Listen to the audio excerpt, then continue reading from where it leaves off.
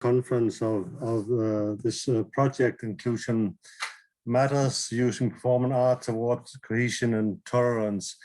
It has been a challenging year having this project because there has been an involvement of people, and we have to do things in person. So this Corona thing has really challenged us, but it has been a very inspiring and funny project, as we can see it from VFIN. I would like also, like Mikkel, to welcome all of you who attended this conference. I know it has been a challenge also to have many to participate in this conference. Also, I think that people are a little bit fed up with all these online meetings, and we had hoped to have a physical meeting, of course. And also we had a challenge in Vejle, having this taking part in a specific event, a physical event. We couldn't do that. But despite of all that, we were very happy to have an inspiring project with all inspiring partners as well. So on behalf of VFIN and our leadership of the project, I will like to give the next speaker the word, please. Okay, great. So now I'm going to tell you a little bit about the problem, the project, and what we set out to do. So first, the partnership. As you can see, we were 8 partners in total. The Association for Developing Voluntary Work, Novo Mesto from Slovenia, Videnscenter for Integration of VFIN, Vejle Municipality from Denmark, Association for Local Democracy from France, La Pigionaia from Italy, Local Democracy Agency Montenegro, Local Democracy Agency Mostar, and the Coalition of Youth Organizations SEGA, and the Urban Development Center. And this is a picture from our kickoff meeting. Now, the context of this entire project, or the why of it all.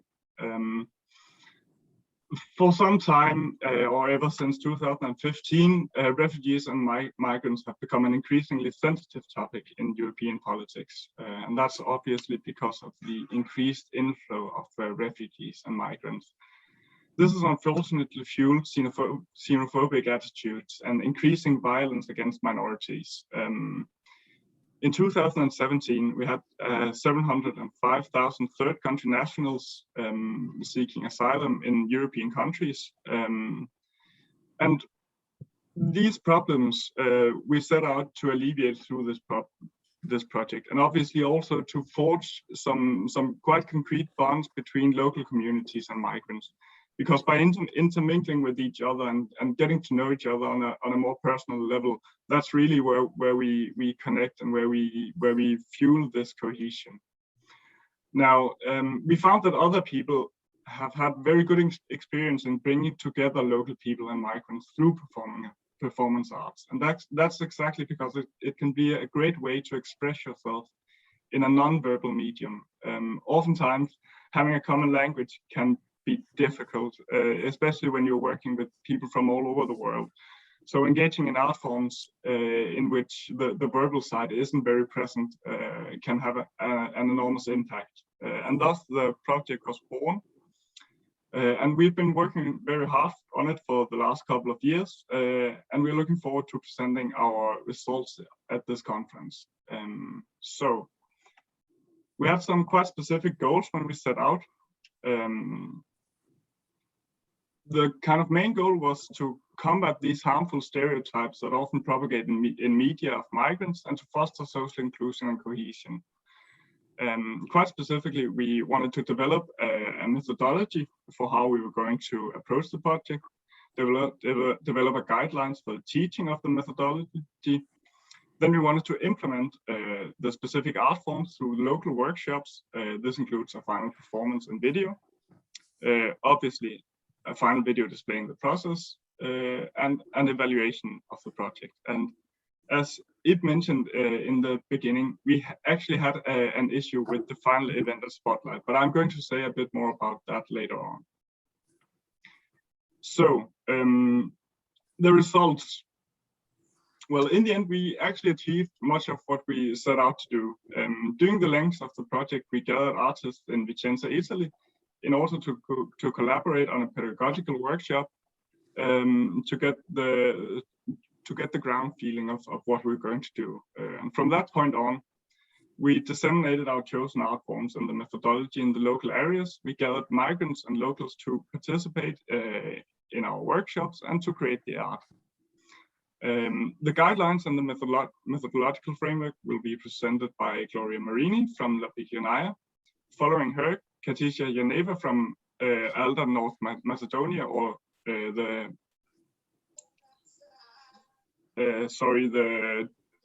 local democracy organization in North Macedonia. And finally, before the break, Chasa from the Urban Development Center will be presenting the evaluation and analysis of the project.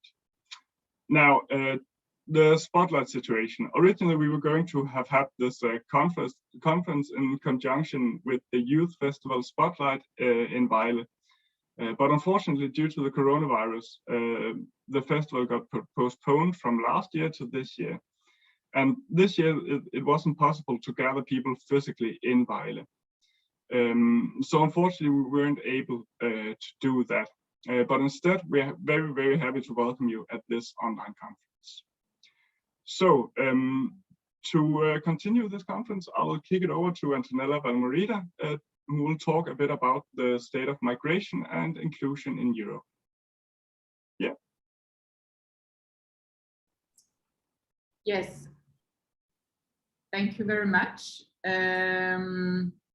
I'm not pretending to have such a contentful speech today. I'm more representing here one of the partners, and I can also refer to some of the points that you raised, but certainly I don't have enough information to present the state of migration here in Europe.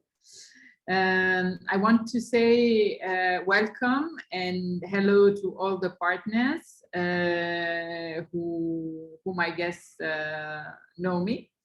I represent ALDA, the European Association for Local Democracy, and I would like to mention how ALDA is interested and involved in dealing with this topic. Of course, this project is very particular. As you said, it has been implemented over the crisis of the pandemic. So certainly it was an immense challenge, as all the things that ALDA does, in the sense that ALDA is an organization which is bringing people together, which is creating co-creation for public policies, especially local public policies. So the COVID has challenged us a lot, but also has transformed our way of working, and maybe some good things are to be taken from this experience. So where did we start with this project? So we started from a moment before the COVID where the migrant issues was like the super top of the agenda, right? So in Europe, before the pandemic, the whole rhetoric, whether we should stay together in Europe, whether we should not stay together, was very much, and what is the European policy about, was about how we include migrants. We were talking about immense flows of people coming. We were immense or not immense, of course, this is also something to be discussed. But I remember that, and as we all know, this issue of migrants inclusion in our society was the big issue before the pandemic started. Very likely, of course, we were all caught by the management of this immense situation, which was and is posed by the pandemics in our lives. But I guess that, as we all realize, the situation is still there. So the question why the migrants are coming and to Europe and how we are addressing their living with us today still remains. And of course, there is also an issue how European communities are going to deal with this issue further in this new context. Do we think that European communities and local communities are more disposed to be inclusive today and better than before? This is a question to be discussed. Certainly, I guess that for our purpose, there are good and bad things as for this issue. The pandemics which hit immensely in our economy and in our psychology also has created maybe more empathy for those who are going through difficult moments. Did we really realize for good that we can be impacted by catastrophes which are actually pushing migrants to the European shores? So do Europeans realize now what it means to be in big need? Do they have developed more sense of empathy as a community? This is also something that possible and which I wish we could verify in the upcoming months and years. So that we have been going through, as all the planets, through something which is very, very difficult and which puts our life in danger, as the migrants are living every day. So I think that maybe a new sense of, you know, sharing global problems as probably now being experienced also by Europeans, which are not living in a sort of crystal bubble as they were thinking in the past. Certainly, there will also be, to my view, a war among poors, in the sense that there will be aftermath after this tremendous situation in Europe. And as we all see, diversities and inequalities are very visible. So those who sorted out the situation well and better than the others, and those who are immensely affected. And usually those are the people at the margin. So this margin of European citizens is even larger. People who lost their job, who lost their resources, and which are even weaker than before.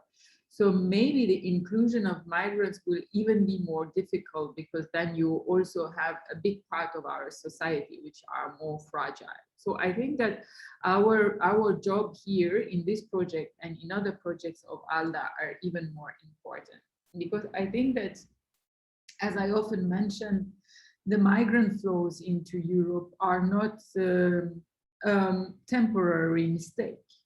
So it's not that, okay, we have to deal with it for a couple of months and then it will stop.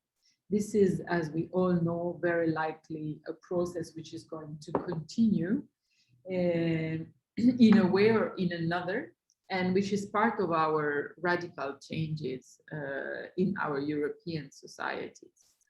Another thing which is also important is that through this period of time, some countries which used to be migrant receivers may also become migrants, you know, or countries where from which people are immigrating. So there are sort of redistribution of cards through this 1 year and a half. I think, by the way, that we are at a crucial point, which is more dealing with identity and societal changes. So it means that European society per se are changing, and they have to become multicultural, which is very much present in some of the metropolis or in some of urban areas, maybe in countries in Europe which were less affected by migration and which are more provincial and rural, this is something which is difficult to understand. But I think that we are here in a very special moment where, because of the end of this pandemics and reorganization of all societal cards, but also because migration is a process which is not ending into Europe, we need to find instruments to make this process livable and positive. And I think that the project Impact is doing this, is finding a way to make this process livable, sustainable, and constructive for the whole community. Community level is a fantastic room and place to develop processes of inclusion for all of us. So it means that we are not only including the migrants, but we are changing the whole community. So this is not only accepting them positively, but it's changing us all collectively. So through these very deep actions, which are artistic actions, but also community actions, we are changing our communities, not only for accepting the migrants, but also for changing ourselves. It's very important for us that our colleagues and friends from the Balkans have been involved in this exercise. And I guess that this is a fantastic added value of this project, because the Balkans are a specific place on earth. This is a place which is like a crossroads of communities, and this is definitely a place where migrants are crossing, coming to Europe, but this is also a place which have experienced a lot of internal migrations. So it's very good that they could share their experience with us, and this is very good that they are part of the process of evolution. Because, for instance, countries like Bosnia and Herzegovina, I see that LDA Mostar is with us today. That has been a place which have been collectively a migrant population during and after the war, a recent one. And now there are also experiences, flows of other migrants. So if we can define and identify the Western Balkans, is certainly also through the topics of migration as a whole, as internal migration among their countries, but also as a place where migrants flows with a lot of problems and a lot of issues. So and they also so much full of energies and full of community work. So I'm sure they have immensely contributed, our colleagues, both from Skopje, but also from Macedonia, North Macedonia, from Bosnia and Herzegovina and Montenegro to enrich this project.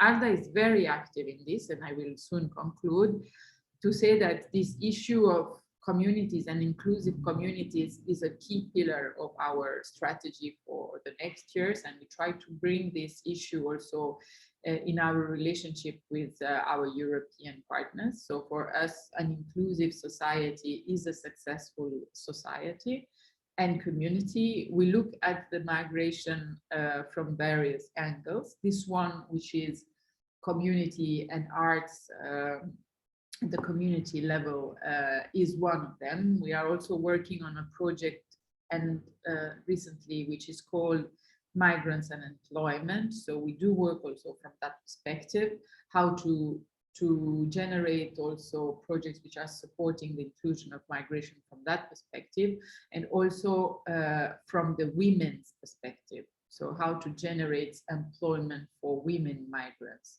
which are also very often a pillar of the stability of their family. We also worked on a project which is developing the idea of multiculturality among arriving communities and those who are receiving these communities. And we have developed some instruments to improve this. Of course, our scope of work is always the city and the local community. We are also working on an Horizon 2020 research for developing enabling public services for migrants. So how to improve this aspect for including them better in our communities. And we are also working on cities broadly working and being more welcoming through an immense project which is called EPIC, where we engage like 20 cities in Europe, both local authorities and civil society working together for including migrants. So I would like to underline that very likely this project is at the right time, at the right place, and very likely also trying to address this issue with very effective means, which can really build a difference in the community. So I wish that our final conclusions and our work, collective work, could enrich the work of ALDA, its members, its partners, and that we can build on this in the future activities. So thank you very much for giving me the floor and for giving to ALDA's members and partners the opportunity to be part of it. Thanks. Okay, that was great. Thank you very much, Antonella. That was very informative. So to move on in the program, I would like to present Gloria Marini, who's going to tell you a little bit about the guidelines and the development of the methodological framework. So here you go. Good morning, everyone. Can you hear me well? First of all, okay.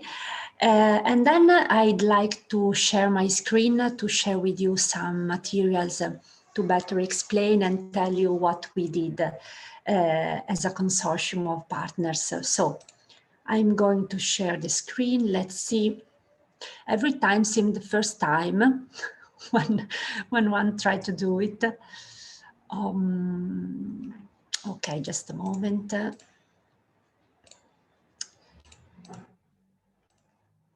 Okay.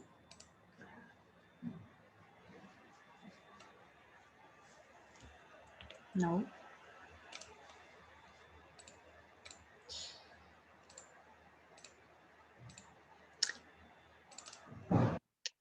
No, you can now see my computer. It's not the right one. Sorry.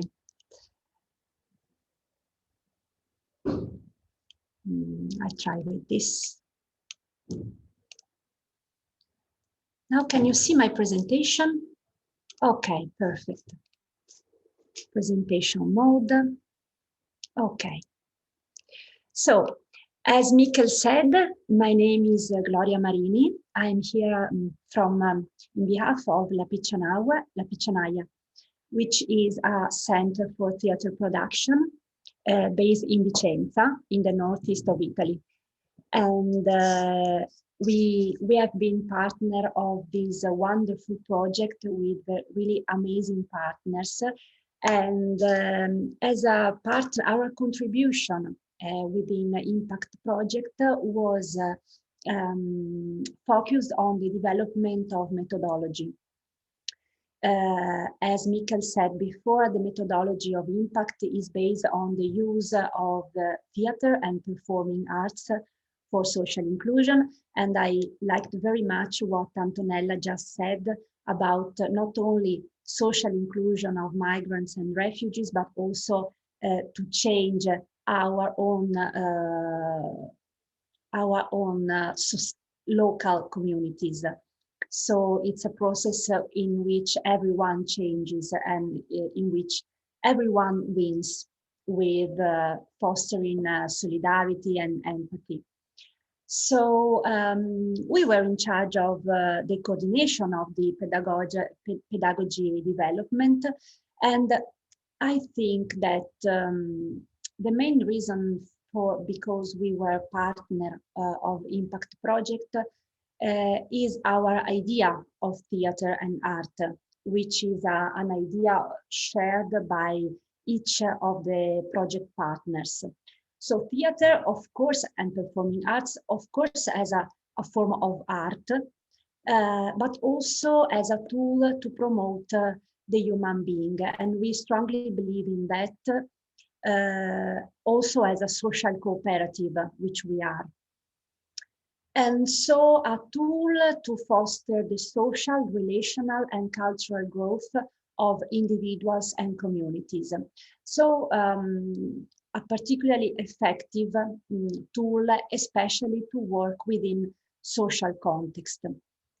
As the colleagues said before, the focus of impact is the Western Balkans region, and the majority of the partners are based in Western Balkan region. So the purpose of impact, the methodology step of the project was the development of a new methodology, an innovative methodology tailor-made for the needs of the people on the move and the local communities, especially on the Balkan route, which we know that since that for the last years are experiencing a more and more difficult situation.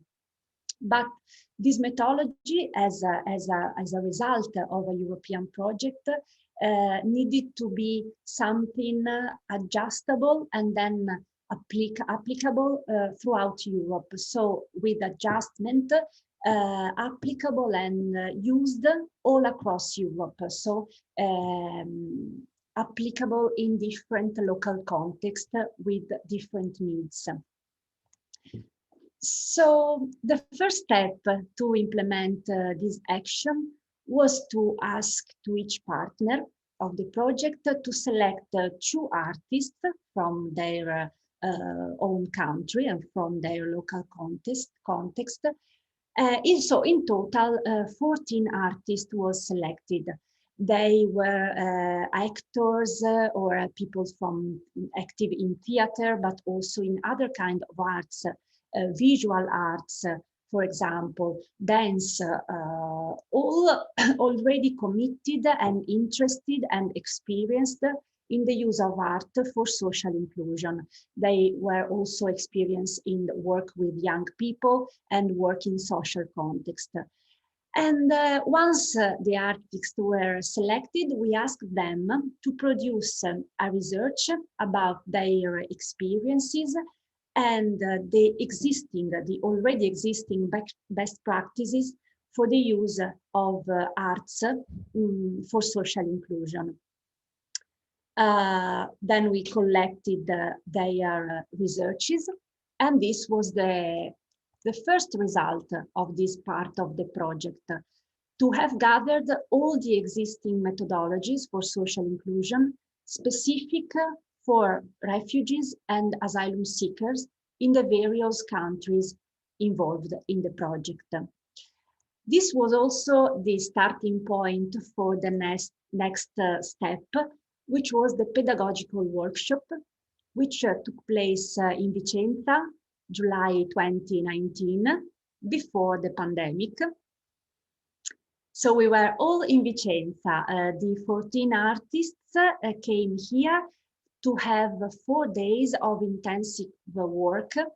And the work was coordinated by the actor, director, playwright, and trainer Carlo Presotto, which is also the president of our social cooperative.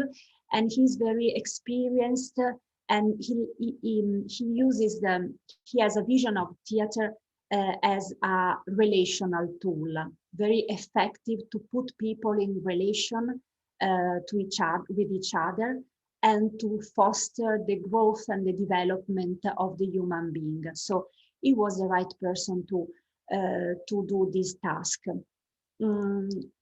I want to share with you the faces of the 14 artists that we hosted in Vicenza.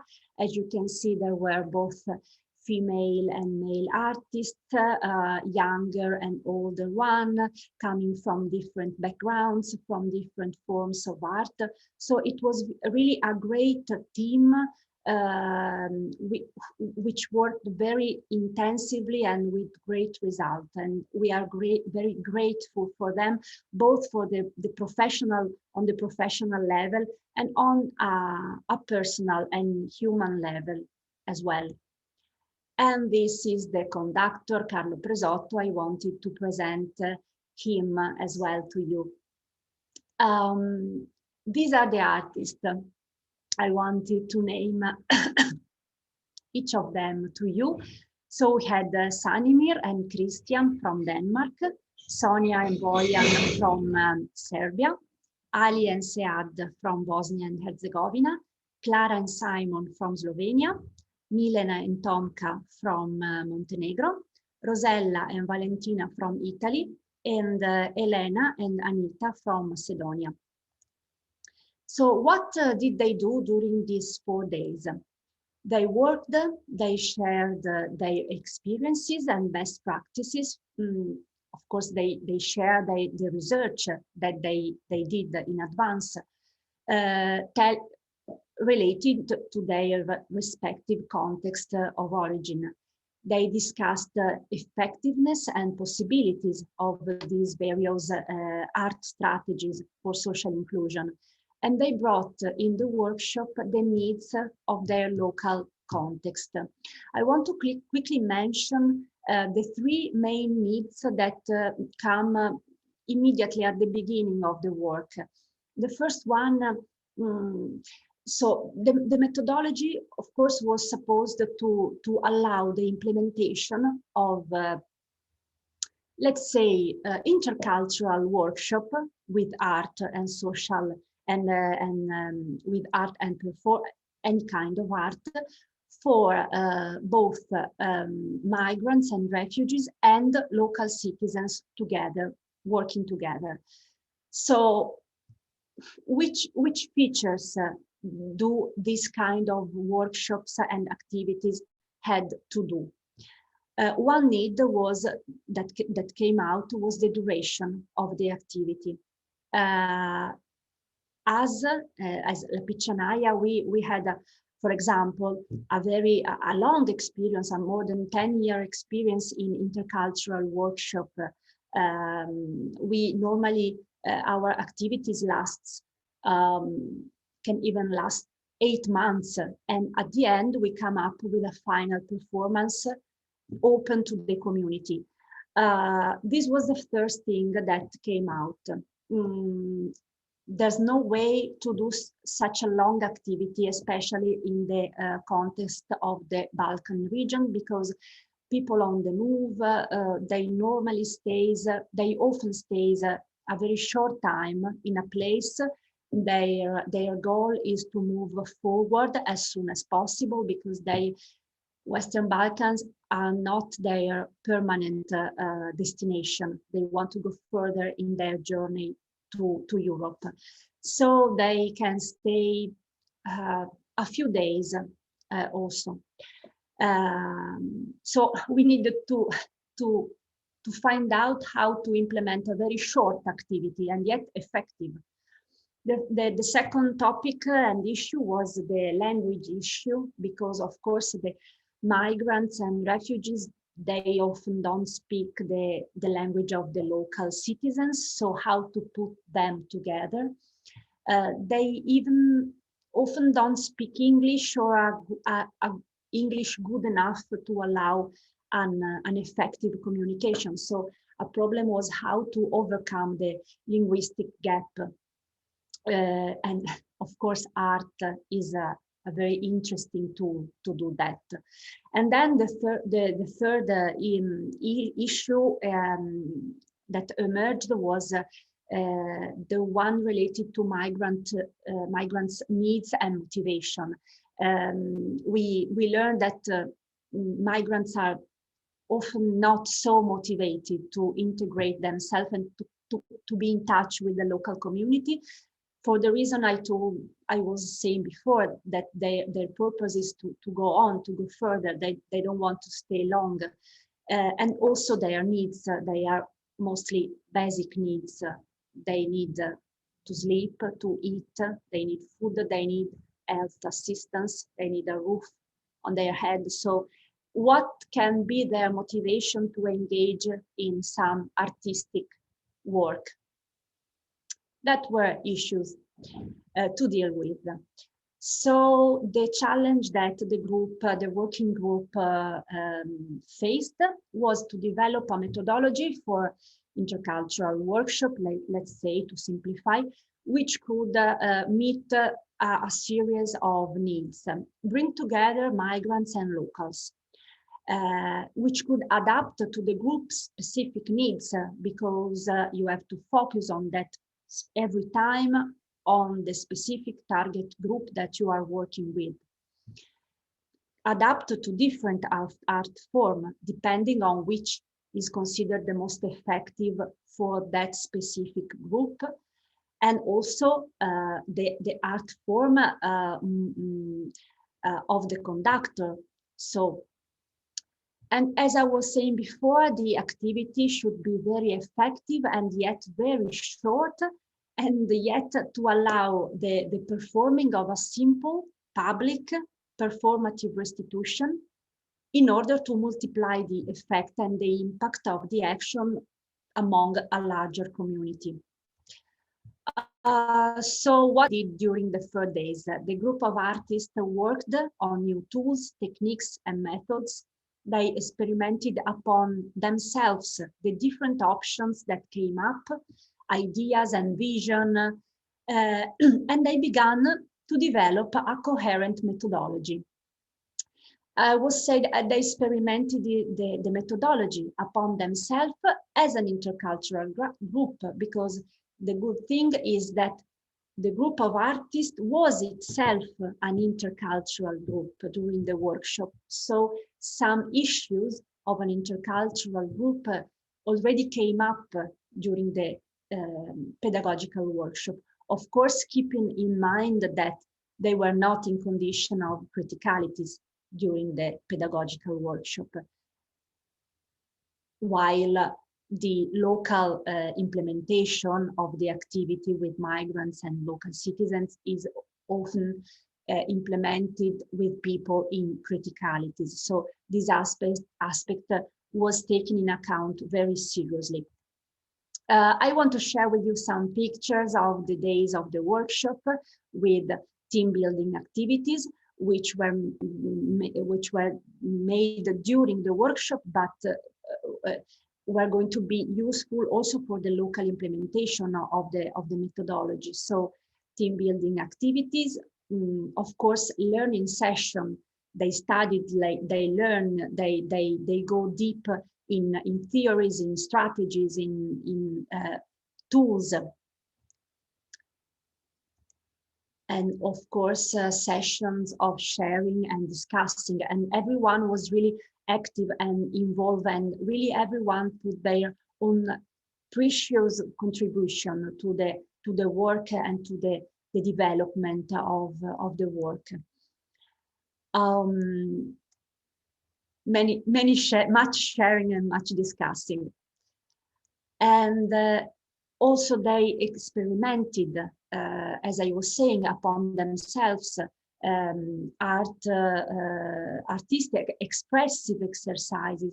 In this case, you can see they are using the instrument of the mask, which is a very archetypical object used from the beginning of the humanity, and it's very useful to get a right distance in which people can better express themselves and more effectively be in touch with one another. They performed, so through the workshop, they got to a final performance following a scheme that is the scheme of the new methodology, of the new impact methodology. They ended up performing and giving back this process that they are singing here.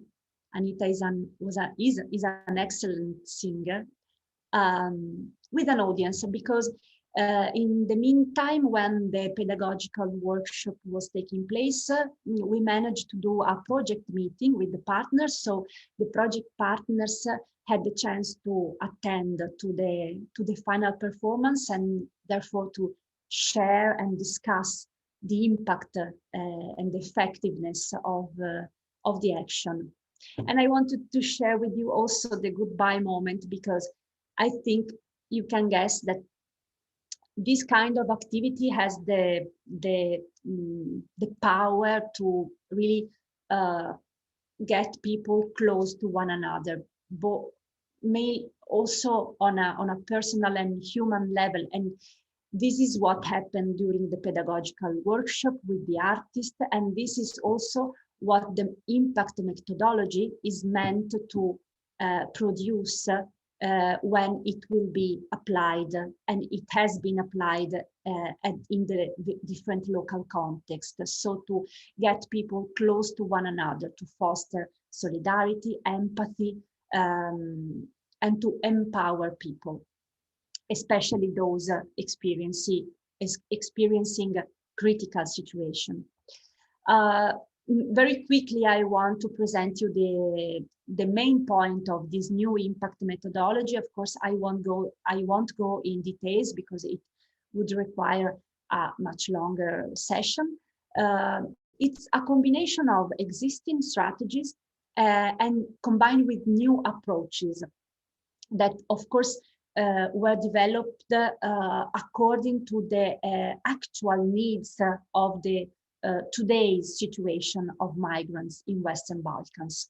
So some points of the methodology are, of course, the use of the autobiographical work, the storytelling, tools from the interpersonal and intercultural relationship, some learning approaches like self-directed learning, narrative learning, experiential learning, and much more, of course. The important thing to keep in mind that we learned in the pedagogical workshop is that impact methodology is about, of course, intercultural dialogue, but this is important, people in situation of criticalities, so who needs to be empowered. So this requires some extra efforts which have been taken in account in the impact methodology, the specific needs of the target group, to create a space-time in which their stories can be welcomed and developed. Also to get very careful with autobiography, because autobiography is, of course, a powerful tool to come closer to one another. But the risk is also that some people can feel stuck in their own autobiography, and while they need, especially when they are experiencing a difficult life situation, and they need to be empowered and to feel that they can change and improve in some ways their life, they are needed to be supported to find the resources to have hopefully a better life.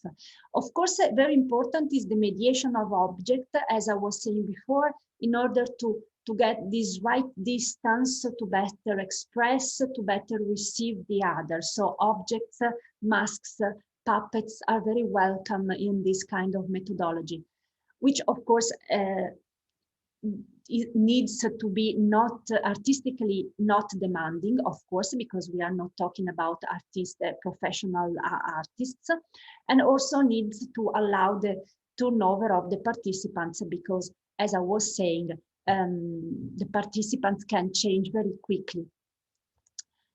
So very quickly, the key elements of the methodology, but I already said that the group with its needs and its resources, with everyone in a group has resources, and the task of a good conductor is to have the ability to see those resources and to put them for the entire group. Then choosing a topic upon which to work. In our case, during the pedagogical workshop, we choose the topic of respect, and we work on that, and the final performing was about that. Of course, there is an inventory of exercises that can be used within this kind of work, and it is just the reproposition, the public reproposition of a collection of meaningful exercises that generate the final performance. So no need to rehearsal, no need to particular skills. And it's possible to present a performative restitution to a wider audience. And here we are to the guideline document, which is a handbook that the consortium of impact produced.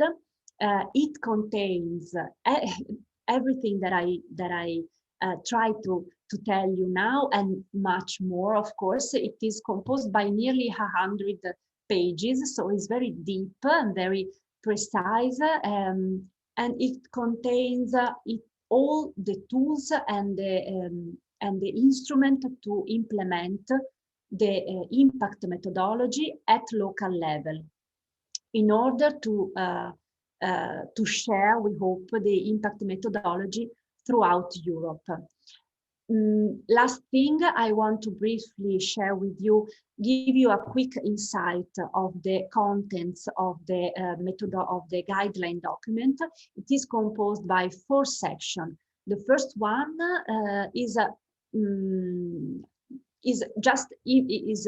focused on the very impact methodology. So the points that I already mentioned to you, the group, the topic, the language, an inventory of key points that emerged during the, thanks to the working group of artists, then an insight of the learning methodologies that I already mentioned to you.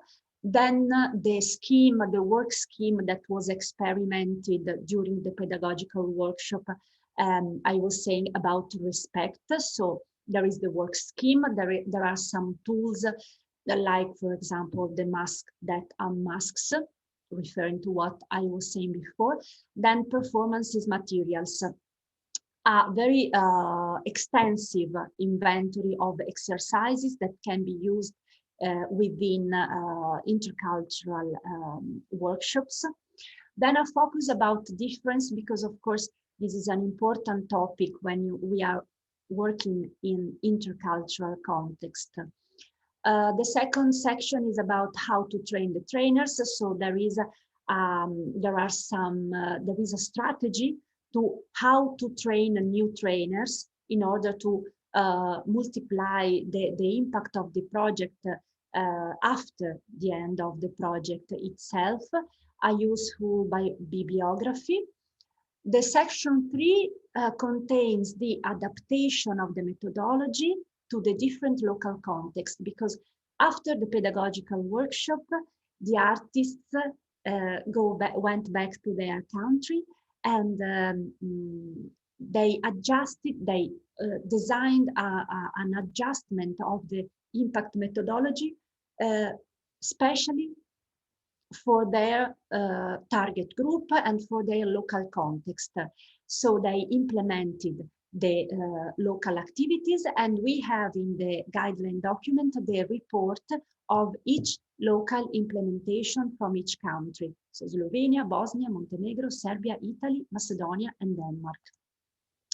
Fourth section is about the evaluation of the project, of the methodology, of the workshop, of the local implementation, but this task was really coordinated by DPRNMN Slovenia. So, and I'm sure that Chasha will tell us more about that later.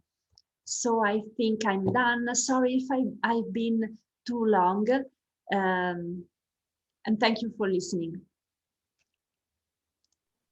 That is great. I don't think you were too long at all. It was very interesting. So thank you, Gloria. That was the presentation of the guideline and the methodology of the project.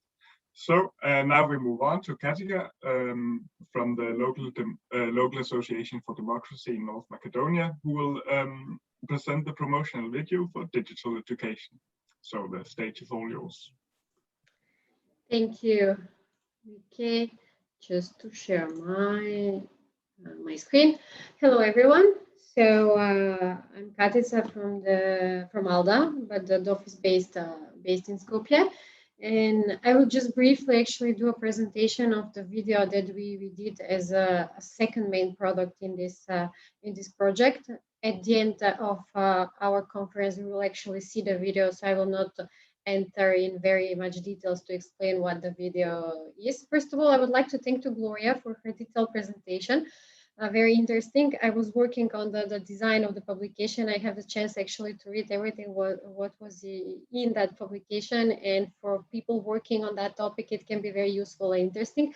I will afterwards actually share the link with you where you can find the publication and you can download it for your use. It's in your, feel free to share it, of course, with some stakeholders that can be interested in this. So let's come back to my topic, which was the video. Actually, the video is a visual presentation of everything what we did in this project and everything which was explained by Gloria. So we actually try to do this video, like promotional video, in the sense that can be used for a digital education. We did our best with our materials that we had. Especially bear in mind that probably none of us was a professional in a video making, so we have to use all those tools that we know and equipment that we have to produce something. And this was in the second part, it was a very challenging actually activity because of the COVID, and because the part of the activities took place on Zoom, and presenting actually, especially the final performance and presenting what was done in a video from Zoom was not that easy, but we did. I think we did the maximum that we could. What was actually the aim of this video? It was to promote cohesion, tolerance, and joy to the outside world, like we said, not only between us, but to the people who will be interested in this topic. So we actually, like I said, try to present the methodology that we decided to use during this project, and to show you how actually the group or each of the partners have worked in a local level.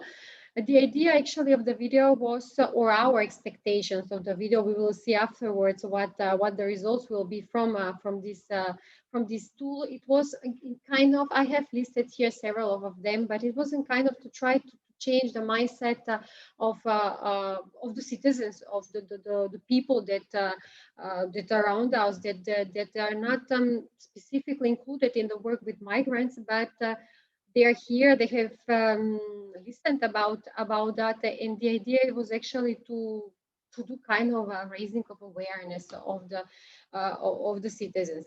It's actually here, this goes in line with the fostering the understanding of that concept of being a refugee or a migrant, and why the social inclusion of those people is very important, not only for them, but for our communities and us as human beings in general. And at the end, we wanted to actually to share some kind of a message to all to the public, a message about the social inclusion, about the importance of the social inclusion of all those people, not only the Balkans, but also in the whole in Europe. And here I'm just explaining the phases of our video. So we actually just follow the activities in the project, and each of the partners was in charge to record their own activities, to actually choose moments from their own local activities that could be recorded, and then their final performance, because at the end they also had a final performance of everything which was done on a local level. But those presentations will be in the second part of this conference, so you can hear like more in details what each of the partners have done.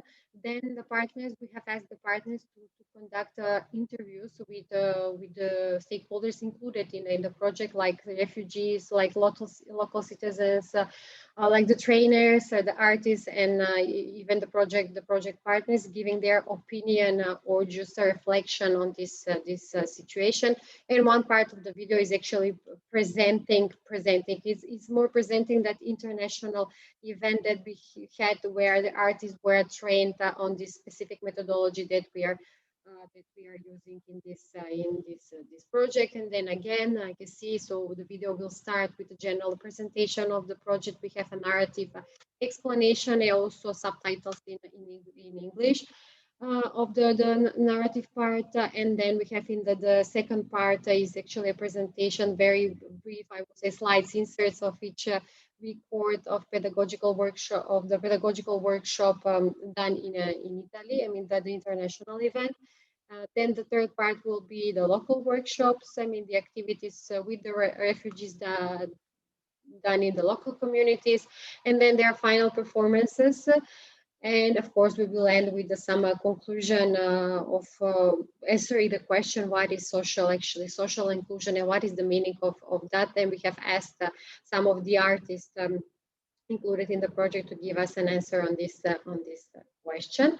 Okay, let's watch it, but let's watch it at the end of the conference. Also, this video can be found on YouTube, but I will share the links here in chat, and then you can also follow this. The links will be published on probably on our social media after this conference. Thank you.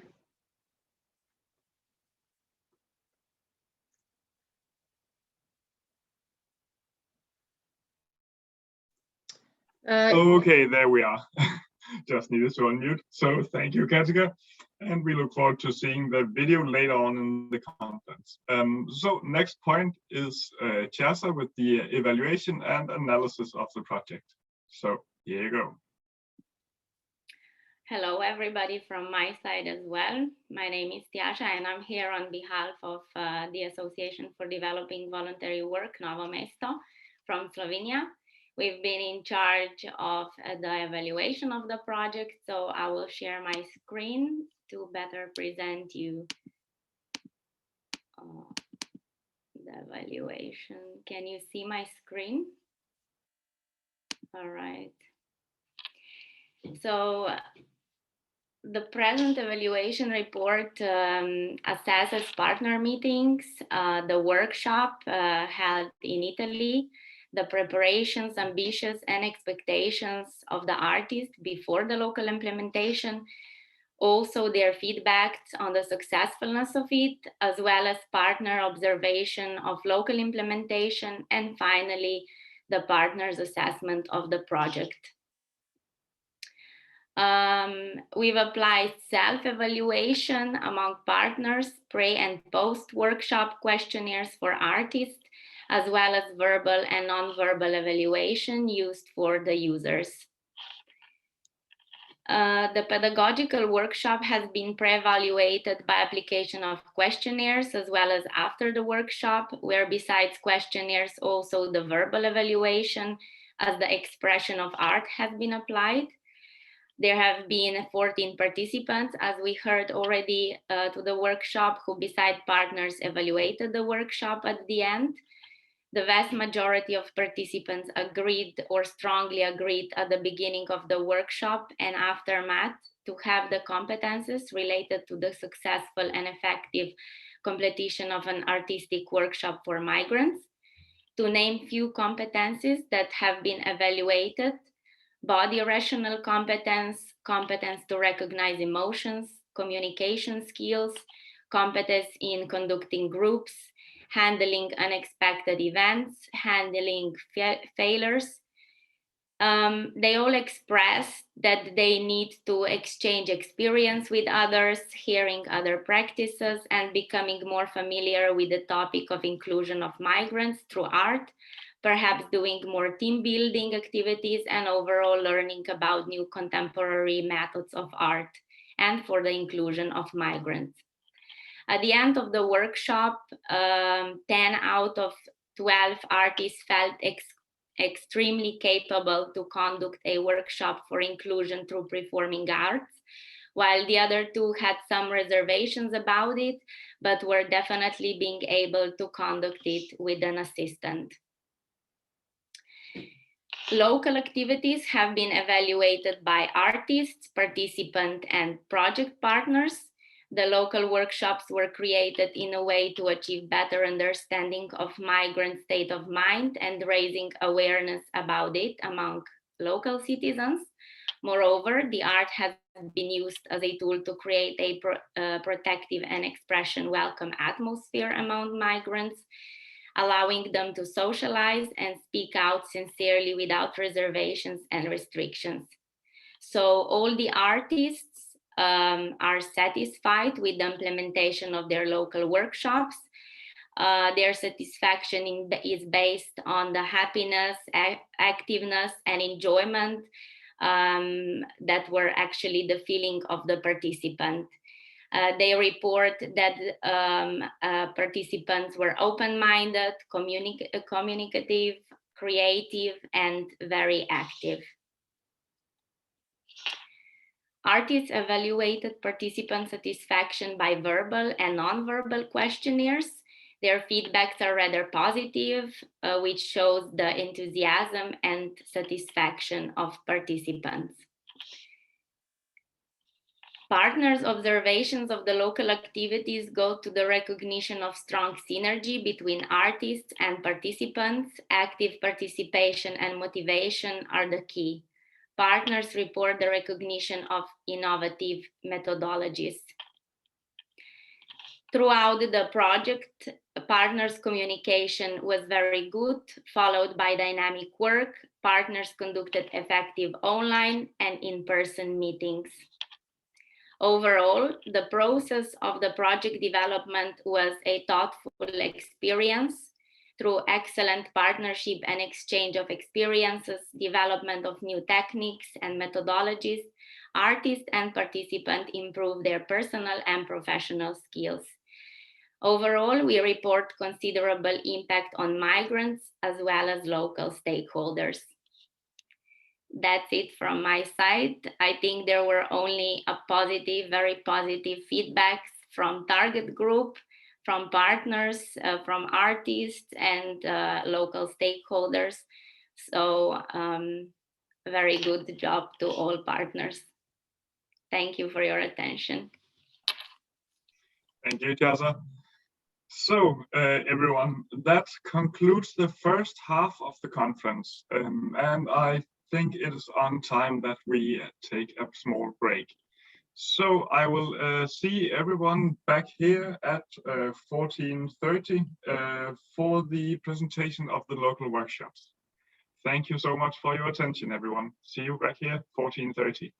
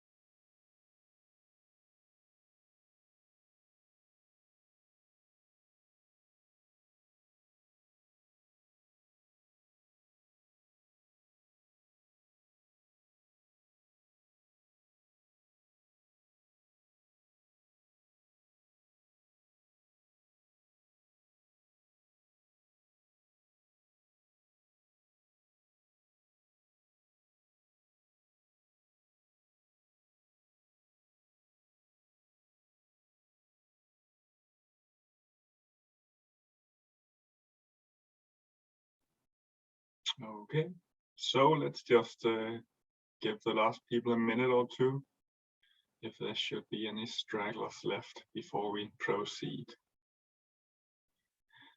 But I hope everyone enjoyed that small little break. Maybe someone starts stretching their legs, getting some fresh air. That's always nice when you're sitting inside listening to an online conference.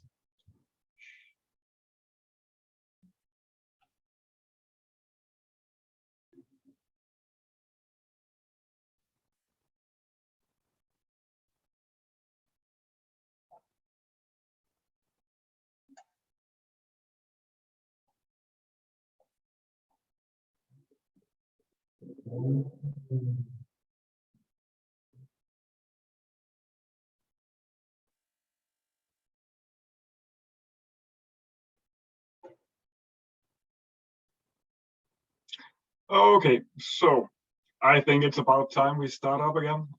Welcome back, everyone. So to kick off the second part of the conference, we're going to tell you a little bit about the local workshops. And to kick that part off, I'm going to present the local democracy agency MOSTAR for the first presentation. So the stage is all yours. Thank you, and hello everyone. It is a really pleasure to see you all here. I see that very nice number of participants are here, and I'm very happy because we work hardly and last almost 2 years to conduct very special and very sensitive activities that I'm sure moved some empathy in our lives to a next level. I'm pleased to present the local activities that Local Democracy Agency have conducted in the city of Mostar, and I have a short presentation I would like to share with you.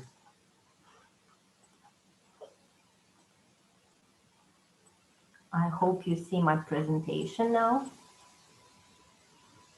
Just a second.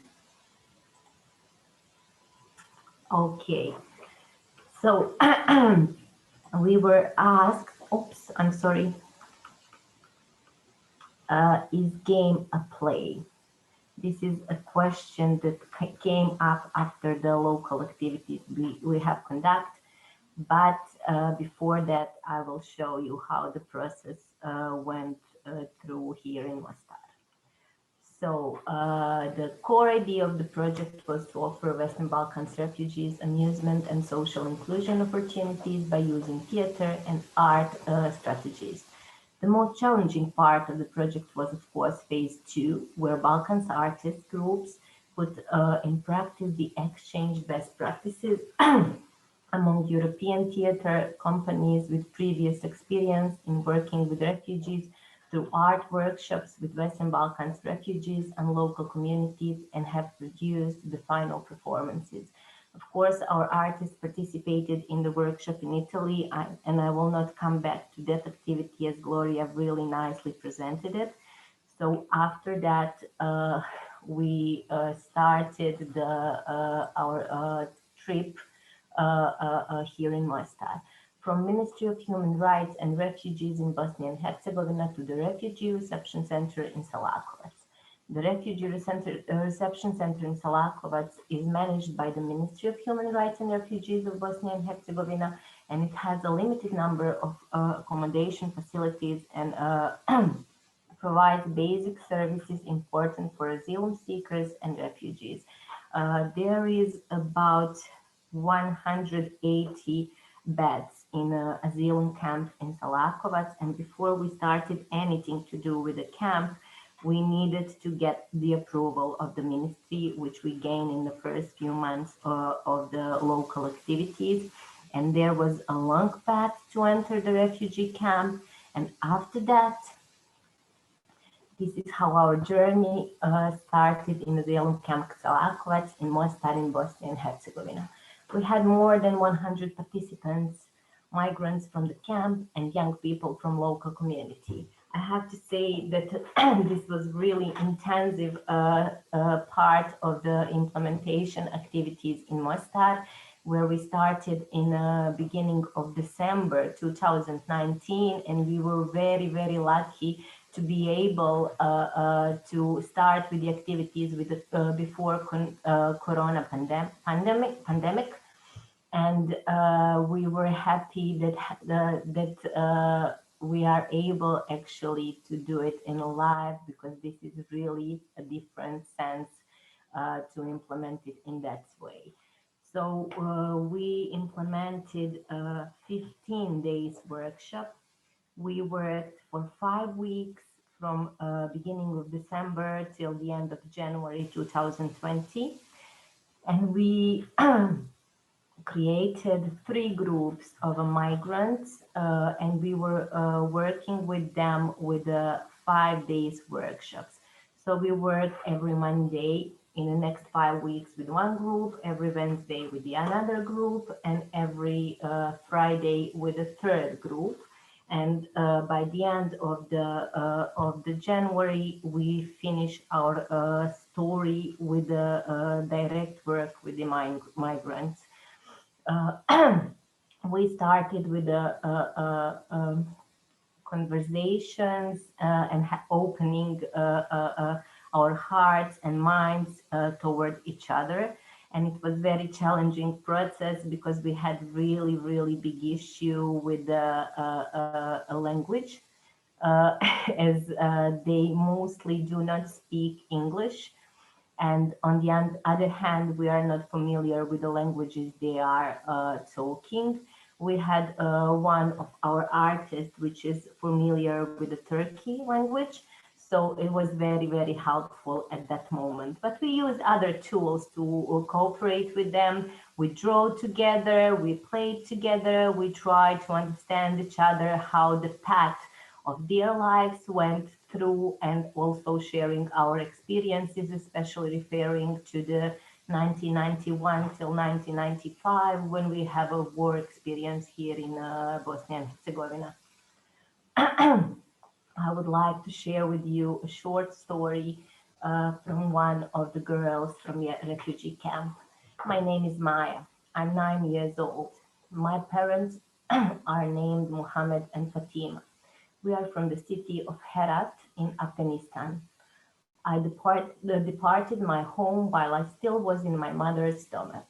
I don't recall any one of my neighbors in Herat.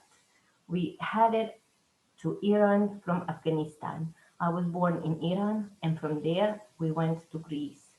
When we departed to Bulgaria, we lived for few years in the Principovac refugee camp in Šid, Serbia. After that, there's where I learned to speak your language and never once forgetting mine. I felt fine back in Serbia, and I really feel fine, however, over here in Salakovac in Bosnia. I wish for our border game to succeed and for us to reach Switzerland. I want to be a doctor and help people. I'm sorry, I feel really emotional because this process was very interesting for us. After that, we work in a different scopes and in different places with them. We also opened the door of the Youth Mostar Theater, where we started to plan our play. We also had a nice time visiting the city, because that was the first time for them to visit the old bridge and the city of Mostar, and to see like lights of the city in life. One of the very significant quotes I put in this was like from the one of the participants family that is now in Great Britain, I think. When we finally reach our end and settle down, we won't be returning to our birthplace first, but to Bosnia, where you are. You gave us hope and faith in humanity once more. Great men live here. Thank you all. We see you next time. So in this process, this was very hard work in progress, and we had 5 weeks of cooperation, 15 workshops, and more than 100 participants. In this process, this was the first time when we hear of the phrase game. To them, it is the act of illegally crossing border to reach a final destination. We started working hardly with the participants from asylum camp to hear their stories more closely, and then we decided that our play will be called Game. Officially, after we conduct all rehearsals and prepare the play, the premiere of the play was on a Saturday on 27th of February. After that, 6 times so far, the play Game was presented to the local community, and I have to say that it had a very, very good impact on a community. You can see now some pictures from that play, and now I can announce that very soon we will finish the whole video that we are preparing with the subtitles of the play, and we will share it with the all partners. So if you want to hear the stories from our asylum camp, please do so. Key message of this play was, I have the right to live. And this was really, really significant sentence that they were all the time repeating during our workshops. Closure by play game director of Mise Adjulic. He wrote a that we share also as a blog within this project, and I want you to read it. I will leave it a little bit in the screen, and I really hope that this project also will have like further impact, and that it will help to the communities as well as to the final beneficiaries to reach their final goal. Thank you for your attention, and apologize for my voice because I'm really, really like a little bit touched by all this going through again in this way. Thank you. So thank you very much, Maya. I think we all find it very, very inspiring to hear some touching stories. That was really great. Thank you. If you can help me just to turn off my screen share, because I have my screen blocked right now. I think the option is in the top of the screen. That should be it. You've stopped the screen sharing. Did I? Yeah, yeah. Oh, good, thank you. Okay, great. So next on the program, I would like to present the local workshops here in Denmark. So let's just find the screen.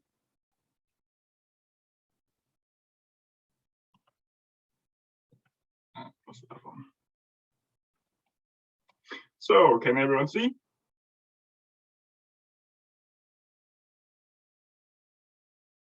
That's great.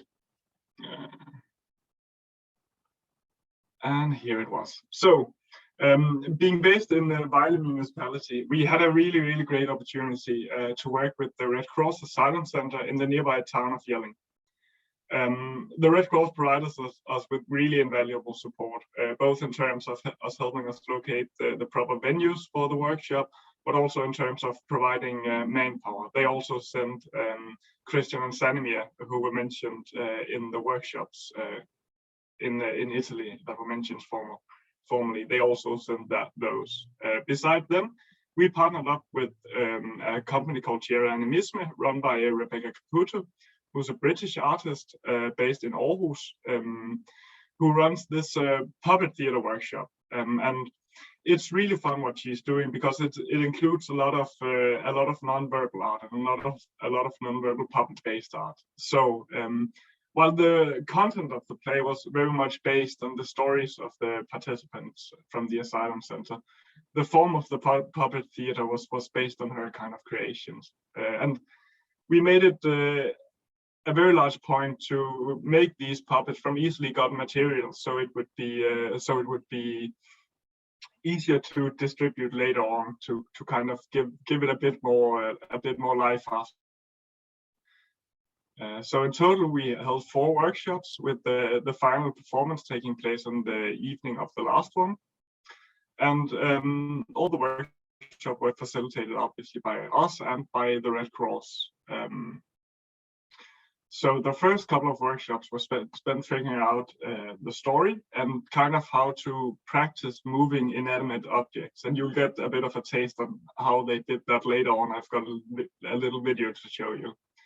That was stuff such as plastic bags that they practice moving around. Furthermore, they tried to make this common story without a language to communicate in between themselves, which was a process, I will admit, but in the end we got there and it was very rewarding. The last couple of workshops went with the practicalities of making the dolls and practicing for the final performance. You can see some of the dolls on the picture on the screen, along with the participants who created them. And it all went off very much without a hitch. Here you can see a picture from the workshops making the dolls, made with easy and cheap materials, easily put together. And we actually also had planned to show off what we've made at the Spotlight Festival. But since we unfortunately couldn't participate there, we still wanted to get the results from our local project out to the children in Vejle Kommune. So we sat down and kind of reverse engineered from these larger dolls some smaller puppets, which is like the one the one you see on the picture. So from there we produced a small guide on how to put them together, which materials you need to use, which we distributed to schools in Vejle. So even though we couldn't participate in Spotlight, we still tried to kind of get a little bit more lifetime out of our project. So video time, and if I do this, can you see the YouTube, or do I need to open? I need to open another window. Okay, just do that.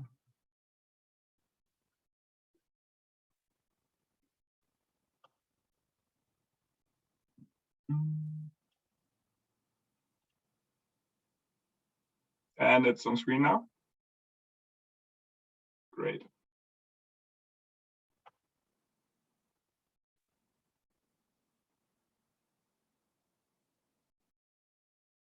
The sound is off.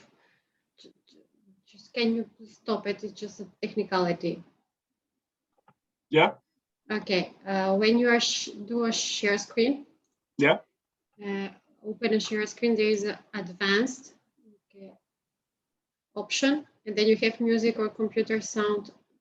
Only you need to activate the sound. Yeah. Advanced.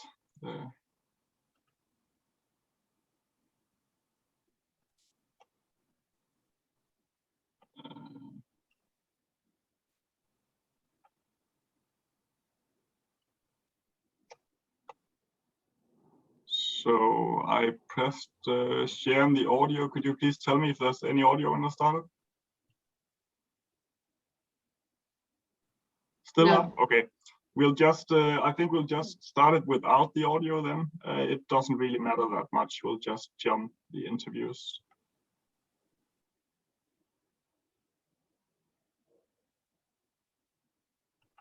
Let's see, that's there. Yeah, and these are from the first couple of workshops. You can see them practicing getting life into these inanimate objects.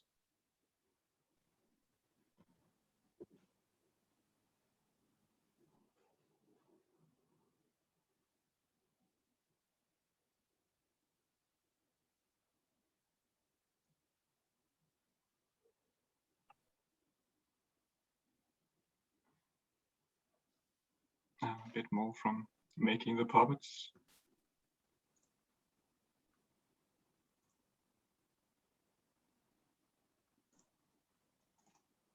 And finally, a bit from the performance. They also made these beautifully cut out paper pieces to project shadows on the walls during the performance. So, very successful workshops here in Vejle. I would like to thank you for the attention. I'll just stop sharing the screen here. Yeah. So moving on to the next piece, we've got Gloria Marini from Italy. Yes. So I'm sharing this. Hello again. I'm sharing the screen as well. I will try. No, sorry, because I need to share the audio too. So advanced.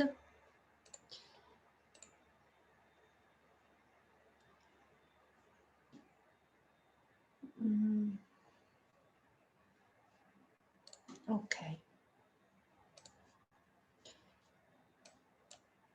But later on there will be a video. So please, Katica, you can tell me if the audio, you can hear the audio. So I will shortly present the local activities implemented in Italy by La Piccianaia.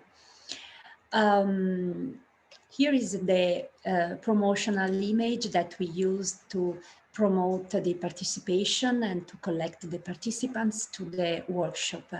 We are talking about online intercultural theater workshop. We had to implement them online differently from what we thought we would have done because of the COVID pandemic, of course.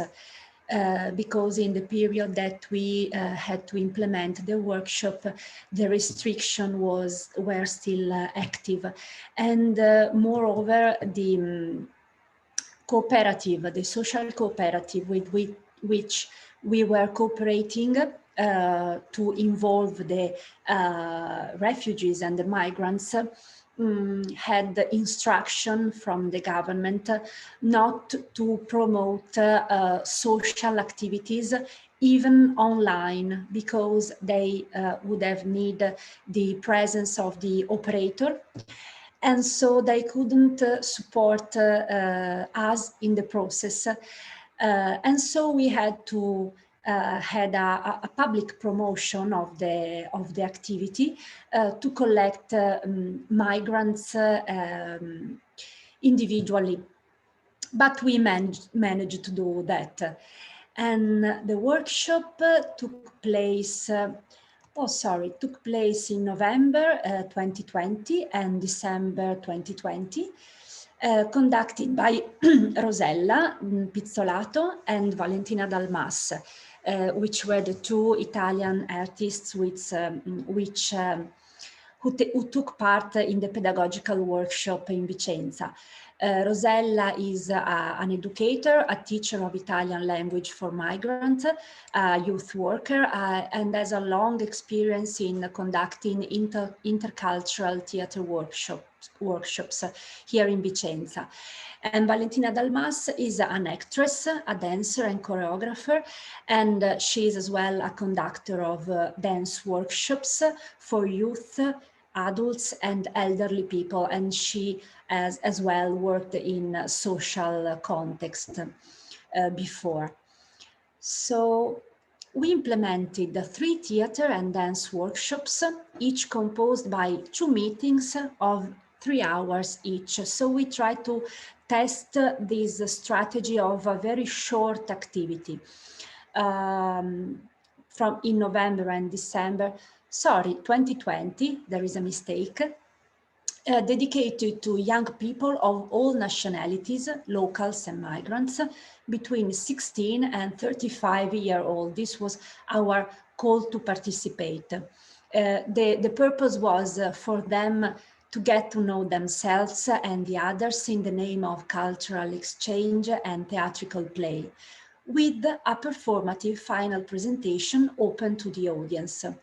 So we had 45 young people who took part in our activity, between 17 and 19-year-old, coming from Italy, Eritrea, Guinea, Moldavia, Peru, Portugal, Serbia, Tunisia, and Venezuela.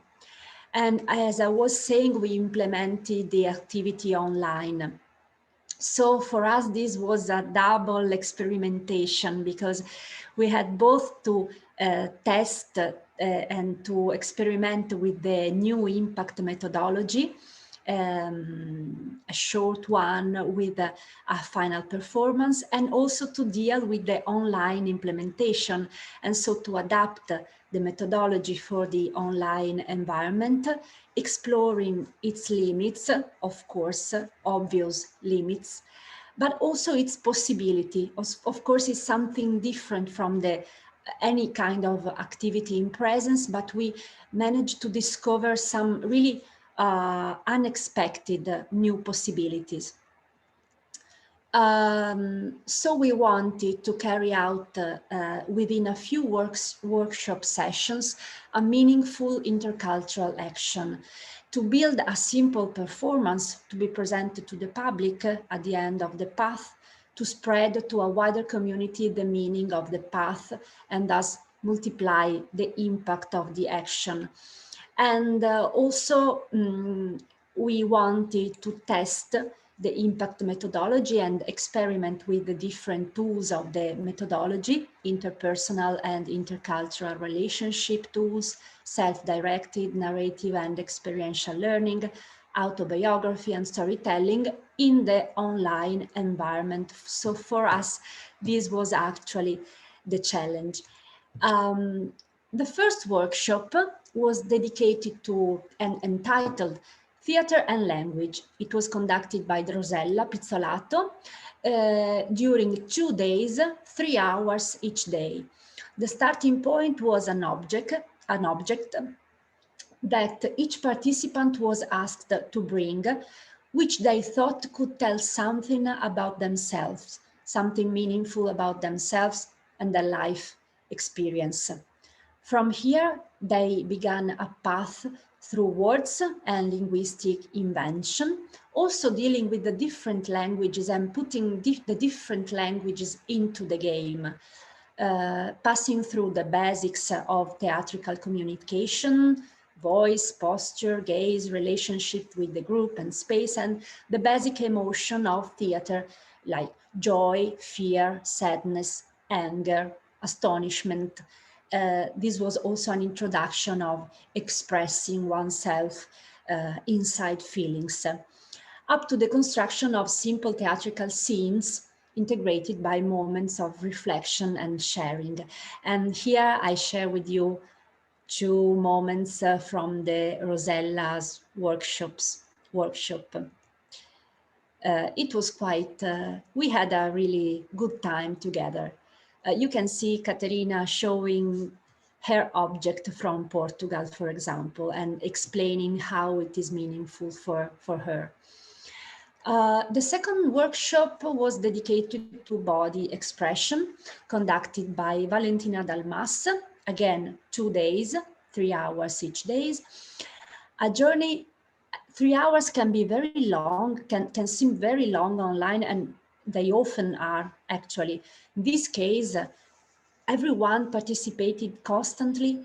3 hours really went so quickly. So it was really a surprise for us. This second workshop was a journey into self-expression through the language of dance, theater, writing, and drawing.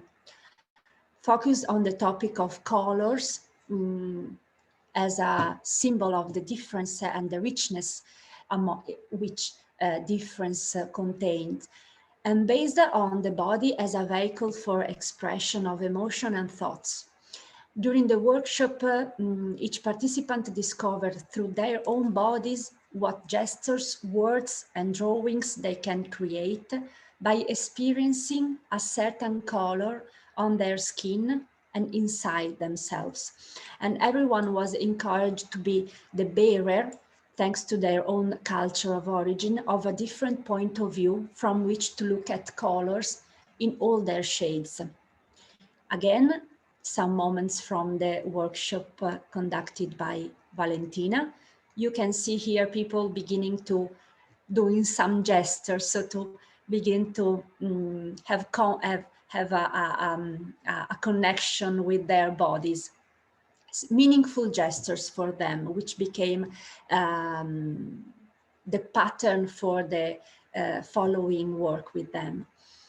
The third workshop was dedicated to theater, language, and body because it combined the tools used in the previous workshops, so language, body, and color, for the construction of the short performative restitution. And here you can see 2 moments of the last workshop. You can see people begin to move more and more, and also using objects to create some performing scene. Here is a quick press review at local level that we managed to get to give some visibility to the action. And I will try, okay, Io sorry, posso dire grazie perché it started automatically. Some feedback from the participants of the workshop. I wanted to share them with you. Can you hear the audio? Di culture, di gente vicina a me, praticamente la stessa età. I hope so. Con simili interessi, sai? Non so se si può capire. Sì, quindi è geniale. Ecco, la parola con cui vorrei salutarvi penso che sia, la parola giusta sia condivisione, perché ho avuto il piacere di condividere con altre persone, con voi, questa esperienza, e quindi penso che sia una bella cosa, soprattutto in un momento del genere, in cui siamo limitati anche dal punto di vista appunto dell'interazione, che è una cosa fondamentale. Perché è stato bellissimo stare con voi, mi ha portato veramente della leggerezza che avevo bisogno. Le differenze stanno riducendo, piccole, e questo mi piace. Guarda, direi che mi è tanto piaciuto, e soprattutto le persone che ho trovato qua, e quindi perché lo so che ho incontrato tante persone, ma trovare un gruppo così tutti sorridenti è quella cosa che mi piace di più, perché io sono una persona che ride sempre. L'ho vista. Grazie a voi. Felicità. Felicità. Okay. Perché mi sento bene qua con voi e vorrei che non finisse. Questo è stato un salto.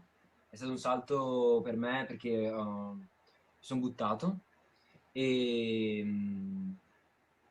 però io sono sempre favorevole a buttarmi quando non sono certo di quello che ci sarà dopo, e anche perché so che dopo succedono le meraviglie, quindi unione, perché ci siamo uniti e abbiamo unito varie nazionalità diverse, e questo è magnifico ed è necessario e bisogna continuare a farlo. L'unione e la distruzione dei limiti e di ciò che divide le persone. Ciò che divide le persone va eliminato, e ciò che le unisce va sostenuto, assolutamente. No, pues me gustaría abrazar a cada uno de ustedes porque la verdad me gusta cómo son, porque son muy, muy lindas, son como que no los conozco, o sea, es la primera vez que estoy acá y no los conozco, pero son todos amigables, y la verdad no sabía cómo era posible eso de que gente que no conozco, o sea, y siendo la primera vez me caen tan chéveres. Y me gustaría darles un abrazo a todos porque la verdad es que han sido tan lindos y este día. Y no pensé encontrarme con gente tan buena y tan bonita. Eso sería. Okay. So positive feedback both from the migrants, young people, and from the local. This is the final performance, our promotion for the final performance. We entitled it "What Color is Your Name?" in order to involve 2 important elements used in the workshop. So each one personal name, which symbolized the identity and has a story behind it, which was explored and told and shared during the workshop, and the topic of color, which is related, of course, to the difference and to the richness of the difference. We called it an instant performance from the intercultural theater workshop because it was really, yes, it was online, of course. It was broadcasted in live streaming on the Facebook page of La Piccionaia. We called it an instant performance because, as I was saying before, it is born in real time without rehearsal, and it was a collection and a live reproposition of the most meaningful and significant moments of the workshops, to give back and share with the largest audience the impact and the meaning of the action. This is a screenshot from the live streaming on Facebook. We reached 1,152 people. We got 72 likes, comments, and share. And of course, the full performances is available, and you can watch it through this link. And finally, a short press review that we use to give some visibility to the final performance. And last thing, I wanted to close the presentation sharing with you a very short part of the performance. It lasts just a few seconds, and actually is the very last part of the performance, which was entirely live performed, but at the end we put a short video which summarized the work during also the workshops, and I wanted to share with you as a final contribution. So let's start.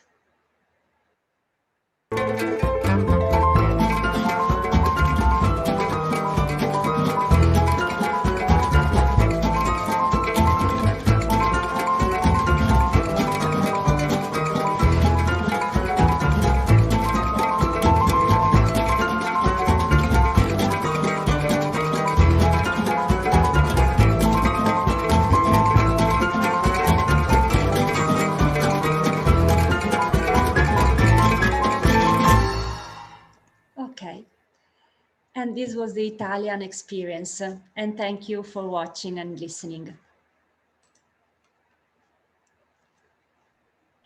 Thank you, Gloria. So moving on to the next living picture, we've got Anna from the Local Democracy Agency, Montenegro. So here you go, the stage is all yours. Hi, I'm Anna from LDA Montenegro. With me is Milena Krivokapic, our artist, and Kerim is also with us. I sent my presentation to Katica and to Mikel in order to prevent complications if I couldn't get the screen share. So I will try.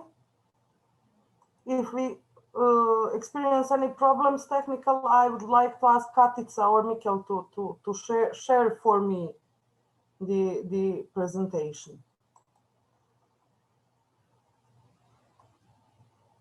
Because we have some old equipment here.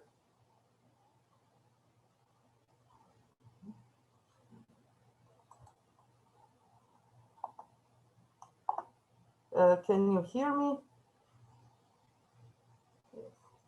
Yes, yes. Just let me know if I'm sharing the screen properly. No. Maybe it needs some time to. Maybe it will take some time, but. Yeah, because it says has started screen sharing, so I suppose it will show up at some moment. Okay, LDA Montenegro, like most of the partners, had similar preparation tasks, defining the current migrants in country and deciding upon the that we will conduct in our workshops. Just let me know if there is a problem with presentation. Also defined stakeholders like institutions, organizations dealing with migrant refugees, people on the move. So we defined, can you see now?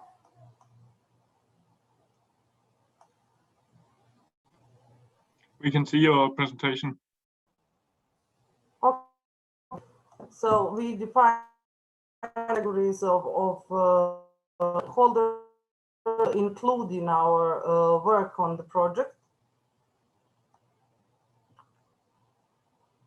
And those were the organizations dealing with people on the move or working with them, like Center for Asylum Seekers, NGO Bona Fide Pljevlja, and Red Cross and International Office for Migration. I am having problems with presentation. So upon decision on stakeholders, we realized that when we gathered the information, we realized that people on the move don't stay a long time in Montenegro. So we decided to have painting workshops and to have multiplier events in a form of exhibition with main messages. So we continued our work with artists, visual artists, painting artists, Milena and Tomka, and I cannot share it properly. Sorry. So we had 3 local workshops. We used the techniques and tools from the Pichonaya training, like team building activities, meet me, let me introduce myself, evaluation at the beginning and at the end of the workshops. I will stop just for a second screen sharing so I could continue. And we had one, the first one was in cooperation with NGO that was primarily women's safe house, and for the last 3 years it was also safe.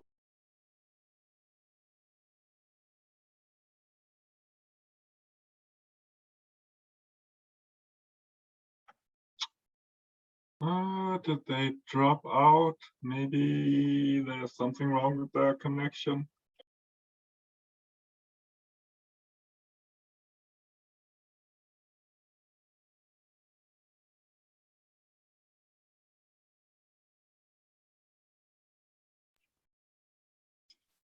Okay, I think we'll just try to see what happened. While we do that, why don't we move on to the next presentation?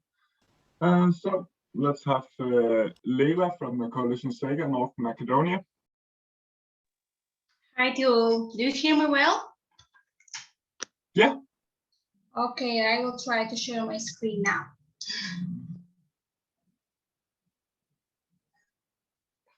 Do you see it? Okay. So, as part of Coalition Sega from North Macedonia, we decided to use the painting on Canva method. So this is our first steps. of how we started with the activities of the project.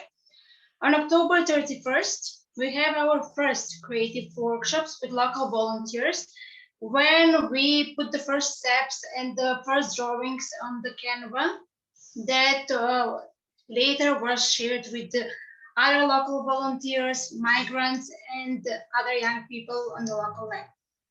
On November 25th, we had a local workshop also with local people who migrated in Macedonia, and they continued with working on the Canva, also trying to share their story on that Canva. On November 27th, we had a creative workshop with our local youngest volunteers. They were young children from 7 to 12 maybe. They also put their effort into Canva and their thoughts. And on December 8, 2020, we had a final performance event where we shared the Canva to our public local bar here in Trilep. And we shared what we did during all the period of our work. How we did it? We used non-formal learning methods, trying to be as much interested to our local volunteers and to migrants, using interesting games of getting to know each other, trying to make a connection between them, team building activities also that will strengthen that connection, and the most important, the creativity, where they shared everything on the Canva. What were the challenges? The most basic challenge probably that all we had it was the COVID-19 pandemic. We didn't want that to happen, but it was a challenge because it kind of limited our activities. The limited activities we meant by limited number of people and trying to do it offline instead of online. The most important part was when the COVID-19 pandemic made to plan change of implementing our activities. At the beginning, our second workshops was planned to be on the refugee center in Georgia, where at first we were there, we visited them 2 times. We wanted to know the place where the refugees stay and how are their conditions, trying to meet each other, to make some connection, and then we made a deal to do the workshop. Unfortunately, we weren't able to do it due to the COVID-19 pandemic because they didn't allow us to enter in the migrant center. So we decided to do our activities on a local level. So the second workshop, as I mentioned, was with people who migrated in Macedonia, still migrants, but not in the refugee center, unfortunately. What was the result that we achieved? We brought the local youth people and the migrants together on one piece of art. So they made one piece of art together. We fostered the social inclusion in our community. We made active participation of our local young people and also migrants, and promotion of cohesion, tolerance, and respect of human rights. At the end, this is the final result. That all our local volunteers, the migrants, our youngest volunteers did it together. And this is when we presented it in our local community to the public people. Thank you for your attention. Now I will stop sharing. Yep. Okay, thank you so much, Lela. That was very interesting. So I've got an update on the situation from Montenegro. We've got Karim taking over. And I just want to hear, are you ready?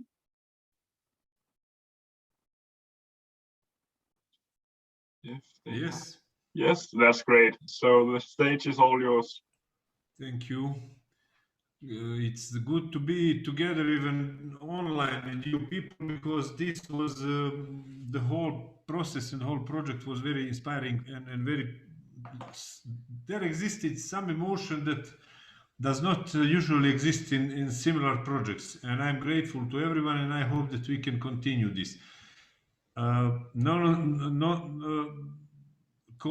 completely different and opposite to what was the topic, because the topic was very, very heavy, very difficult.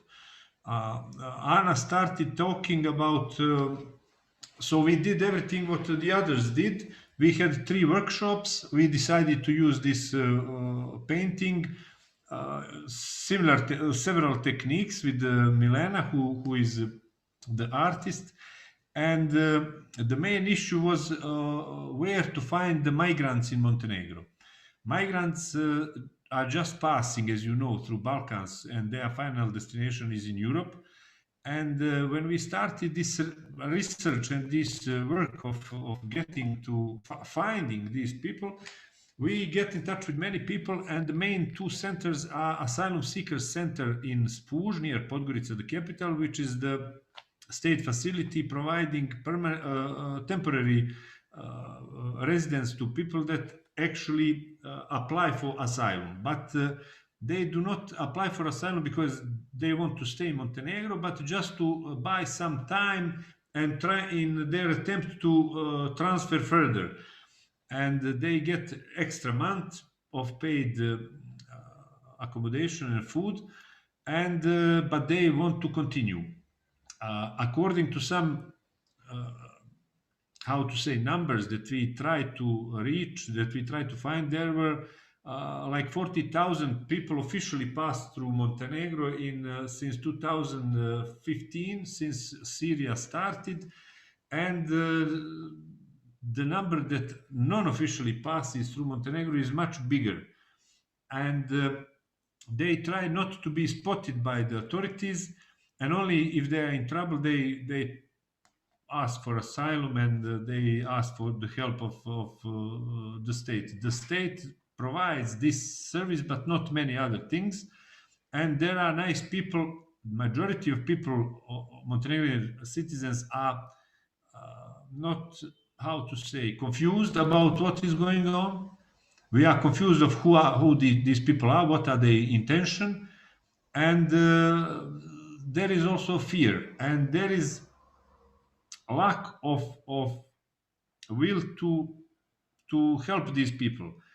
It was different during 90s when Montenegro and Yugoslavia were in war, and in 1999 Montenegro hosted like 180,000 refugees from Kosovo, and many others during the war in Bosnia, from Bosnia and so on. So Montenegro has this hospitality, and we have the understanding of the problems and the refugees.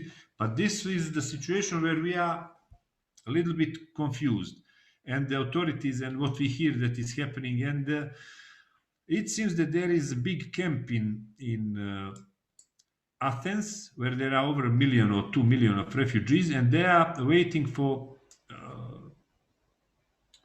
suitable time to move, to continue. And it seems that they are traveling on their own, but people, young people, older, elderly people, and families and children, I would say that they wouldn't dare to travel many thousands of kilometers without some organized help. I'm not saying that there is some kind of support on high level, but there is surely, and they are well connected. They have the phone numbers of the countries of people that can help them in countries that they are entering. So it seems that this is happening in organized way. Through this project, we could not deal with the problem of Syria war, for example, that is entering in, now it passed 10 years, and we cannot change these big issues, but we tried to give the hand to these people and to try to understand what is happening, and to sensibilize Montenegrin population and our authorities to give support to people, because they come hungry, they come frozen, they come beaten from trying to cross in the borders. There are clashes with the locals, and there are many problems. And in this situation, I mentioned Syrians, but we identified that people we had a group of Nepalese people. So it was surprise. And it seems that people starting from Nepal, Afghanistan, Iraq, Iran, I don't know, Syria, Yemen, Palestine, Northern Africa, Egypt, Libya, Tunis, Algiers, Morocco, and further down in Africa, they are on the move. So millions of people are on the move. And we had personal, how to say, drama, and we, by witnessing this and talking to these people, and we tried to, through the multipliers event and through our contacts with media, to transfer these facts to the local population, to Montenegrin population. I don't know, have we succeeded? So to repeat, the majority of people that you can find in Montenegro are in asylum seekers center, which hosts up to 150 people in any moment. And this NGO in north of Montenegro, in Pljevlja, Bona Fide, which is normally shelter for women victims of violence, which has some kind of occupational therapy, how to call it, production activities that give support to these women. But during this migrants crisis, they are center for shelter for migrants that are passing through the north of Montenegro, trying to cut from Serbia, Kosovo to the Bosnia. And the will of these people from this NGO to help them, especially Sabina Talovic as the leader, is, for me, I cannot understand where does this energy comes, because they had 9,000 people in the last two years, and they don't have any project, any money. They are just organizing themselves as a community organization with some support, small support of municipality, and some people, small private donors. So I will try just to sum it up. I will try to share the presentation that Anna prepared. Do you see it?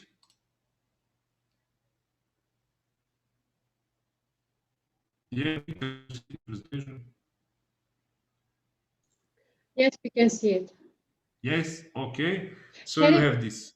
Just sorry, because we are very short on time, and we need to free the Zoom platform at 4. Can you just be like quicker with your presentation? Yes. I'll sum it up. I will not Thank you. So I mentioned who we work together with. There are some NGOs that are also involved, International Migration Organization, Red Cross, Ministry of Interior, Police, Civic Alliance from Montenegro, and so on. So these are 3 workshops that we had. We had them all 2019 from August to December. This is the testimony. Migrants in Pljevlja said, "You made us feel human again." So you see faces, there are some, how to say, Arabic faces, but there are also Nepalese people, which is surprising for me. And maybe this should make us all think what is happening in the world. So you see people faces. We used painting, we used action painting, Jackson Pollock methodology. We used collage, we used Novruz Persian New Year, preparing New Year postcards. There are a couple of videos. I will not show them. You will see them on the big video. You see some testimonies. This workshop that Milena and Anna was supposed to give this presentation because she did the most of the creative job. So they made these people feel like being in family in time. It provokes their homesick feelings because they were painting also the motifs from their homes. But they felt connected through this music and these artists on the move. It made them feel, you see, they wanted to participate. We had a language barrier, but it was overcome by the methodology and by the kind approach of Milena and Anna and our volunteers, and also by the personnel of Asylum Seeker Center and Bona Fide. You see, there are also very small children. There are many dramatic stories. I will not tell them. So we had the cultures resemblance in asylum seeker center. Even though we are different, we have many similarities. For example, this New Year celebration that we all celebrate. We had also experience, our volunteers that reported their experience, and we made this contact with the local community, with the volunteers and the personnel of these NGOs and the asylum seeker center. So you see New Year's preparing, you see smiles, you see people. We have all the agreements of these people to publish their faces. You see the atmosphere. So they were having fun. These are our volunteers. There are a couple of videos, but I will not. An added value was that we met some people that actually got residence asylum in Montenegro, people from family from Iran, and they are Saharan side. They were special guests, and we made them participate in one fair of handworks. So they try to have their living by selling traditional handwork jewelry, some skin made accessories, and so on. And it was, so they participated in the main square in Nikšić, and the people were very, very positive with all of these things. So this is the lady from Iran, Sahar.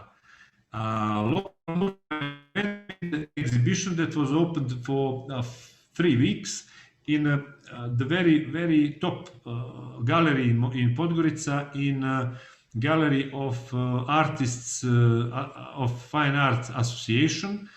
And we didn't only present the works of migrants that produced during the workshop, but we also invited, in order to promote better the event, we invited Montenegrin artists, and 5 of Montenegrin artists participated also together to this exhibition. Exhibition was visited by, I don't know, more than 100 people, and it was we were guests on 3 TVs, and I think that maybe 50 or 100,000 people saw what is happening. And the pity was that it couldn't last more, and that we couldn't move it to other towns. Maybe we'll do it in future. Actually, the poster still stands on the exhibition panel in front of this building. We call this exhibition From Nepal to Senegal, because people from all of these worlds between Nepal and Senegal are on the move. We met them. You see the elements of this exhibition. We also made the exhibition richer by personal items that these people left, and some photos that were made by bona fide and their volunteers. And you see some personal items. For example, these are shoes of one girl that is born on the move. So she is born out of her house, between her house and between her new house somewhere in Germany. This is me talking for TV. We were presented in two different TVs on 4 TV shows, actually. You see some of the also sculptures of Montenegrin and personal objects of migrants, and sculpture and other art of Montenegrin artists. So this was all. There are some links for videos, but I wouldn't show to cut the time shorter. I must conclude that this was very inspiring, but also very hard and difficult experience. And the problem that we had in 90s and in our history now is the problem of a big part of the world. I would say tens of millions of people are on the move, and there is a question. This is a very good way to enter in this story, but what can we do in future, and how can we think of, why is this happening and what is happening? And this left many open questions. I hope that we'll all together, Europe and the world will be, and we as a network, and together in partnership in future projects will be able to give some answers, some responses to this situation. But it is very difficult and very hard. People that saw contributions on TV, they were all crying. All people that I talked to that saw, because there was also testimony of the leader of Bonafide, who is in direct contact with people, even when they arrived to Belgium, to Germany, and people were crying when they were watching this exhibition and when they were watching the TV transmission of what we prepared for multiplier event. I finish here. Thank you for your attention. Can I just add something? The invitees of the exhibition were also core diplomatic UN bodies, international organizations, and all the organizations that are dealing with migrants, or the embassy countries of the route. It was a bit devastating that they didn't answer our invitation to visit the exhibition. Palestine embassy representative participated. The only representative of the embassy was Palestinian ambassador. So it depicts the relation of the institutions of the countries, how they deal with issue of migration and refugees. It was really sad to get denied by most of the embassies and UN bodies in Montenegro. They didn't came to the exhibition. But we also have our problems, internal problems. Okay, thank you guys, very interesting, and yeah, I would agree, but then it's always a politic behind that, and the idea of this project, it was actually to motivate the local citizens and to maybe raise awareness on that level. Of course, the national and foreign institutions are always important, and they should be here to see what we are doing, but it is what it is. Hopefully that will change very soon. I think we have one more presentation. We've got two presentations still. Okay, I really kindly ask you to speed up a bit, because Zoom is actually the tool that we are using for all our activities and events, and I really need to free the platform. So let's speed on in the program. So I'd like to welcome to the stage Clara from Association for Developing Voluntary Work. Just a second that I prepare something. Do you see my screen? Share, wait, where are you now? Okay, but I don't see you. Yes, everything okay, we can see your screen. So you see my screen, just a second, but I don't see it. Where, Dios mío, aquí. Okay, so you see now. Okay, play from start and we will. Okay, hello everyone. My name is Clara and I will present Inclusion Matters workshops for the privileged kids, for immigrant kids, for Romani kids and others that were held in 3 parts in Zambratija, Kranjska Gora and Novo Mesto. I'm a dance artist, so we conducted 3 workshops with 3 different groups of kids, where we used art as a tool for helping towards social inclusion. We visited 2 humanitarian camps for the privileged children, one at the Croatian seaside in Zambratija and other in the Slovenian mountain range area. And the last workshop was in Youth Center of Association for Development of Voluntary Work in Novo Mesto. We used the methods of social harmonization and confidence building. I must mention that these children are from abusive and not supportive and underprivileged environment. We got to know each other well. We built mutual trust using different social games, we considered friendship as something really important in our life. So each participant wrote a deep thought about what friendship means to him and express it later in the performance part. To encourage creative expression in the second part of the workshops, we use the power of music and creative props. We use gymnastic dance ribbon, belly dance wing, silk that totally fascinated those kids. And we were playing creative dance games that could lead to nice performance act. Our goal was to explore creative body movement in various ways and to create a simple composite art performance. We encourage them to express themselves deeply and freely. After the first workshop, we realized that it takes a lot more of time to prepare a group of underprivileged people to trust you, to open you, to follow you, and create together with them something meaningful. It's not an easy job. With a 2-hour workshop, the participants just get to know each other and open enough to collaborate. So the basic steps were taken, and steps that followed were by building on confidence and creativity.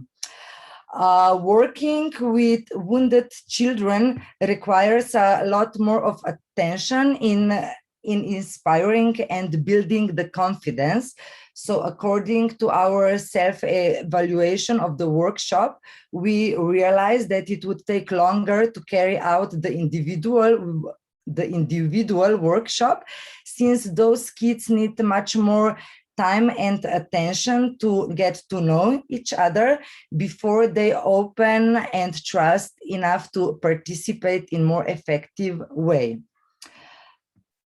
We achieved all the goals. We connected, open to each other, we built the trust and enjoyed spending time together. The workshops were creative and successful. We had enough of time due to the fact we extended length of single workshop. Participants really enjoyed a lot. We are pleased with the implementation of the workshops as we achieved group connection and group support. Children aged 6 to 13 coming from different environments opened up and connected with us on the really creative level.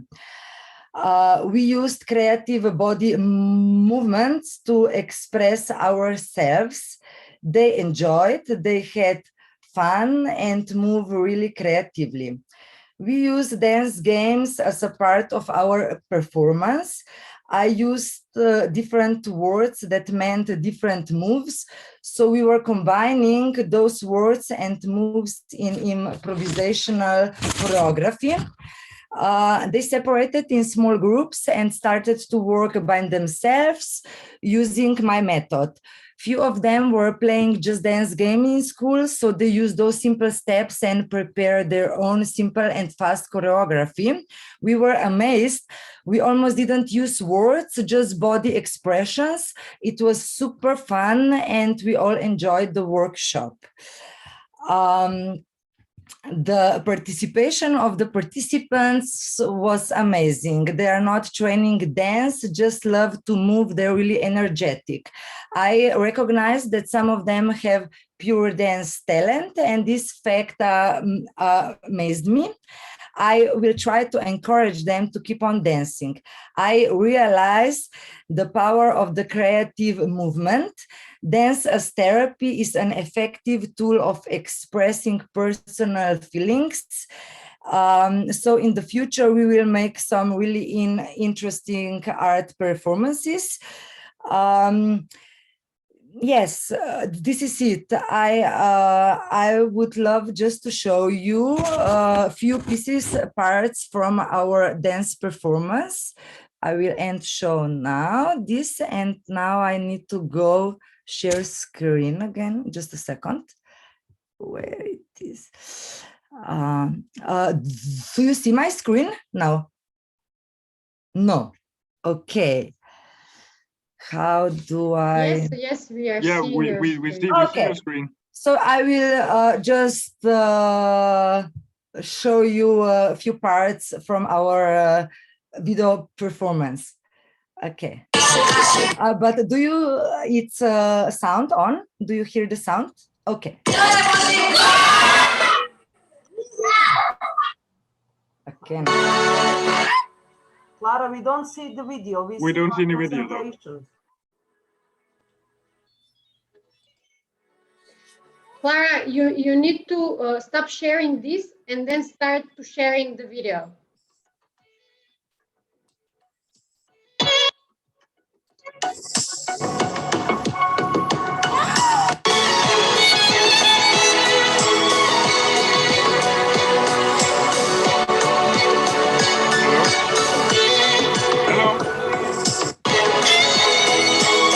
Yes. You need to stop sharing this screen and then specifically share the window you have the video on. Or because, sorry, Clara, because we're short on time, can you just send the link or put in the drive so we can see it? Thank you. You can just show us a couple of moves. You can just dance a couple of minutes. Yes, I am going on the dance class now, so maybe next time. So, thank you so much, Clara. Moving on to the last local workshop presentation, we've got Gloria from the Urban Development Center, and I will be sharing her presentation from my screen. Thank you, Mikkel. Can you show me? Yeah, I am. Here we go. Oh, yes, that's the one. Thank you. So, hello, everyone. My name is Gloria Martinovic, and I'm presenting Urban Development Center. We are a non-government organization from Belgrade, Serbia, and we are an organization who are dedicated to culture, technology, innovation, and we implement projects in field of urban development, new media, artistic creation, cultural heritage, and education as well. Well, for next slide, please. At the beginning, I want to tell you something about our original idea according to these local activities. Okay, I think that we can move in another slide. Yes, our original idea was to use the theater as an artistic tool for the realization of local workshop. Our idea was actually to interviews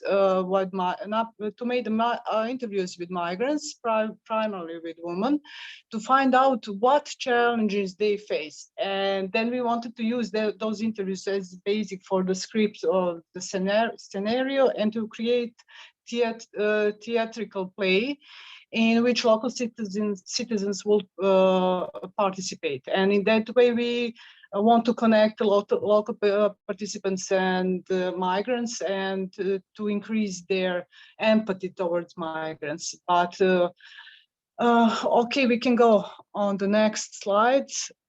I think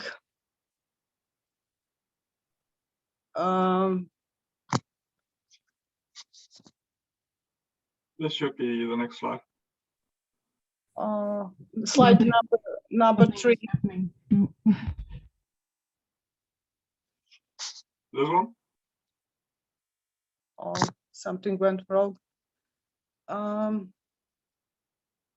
Gloria, can you hear me? Yes, I can hear you. Can you hear me? Yeah, sure.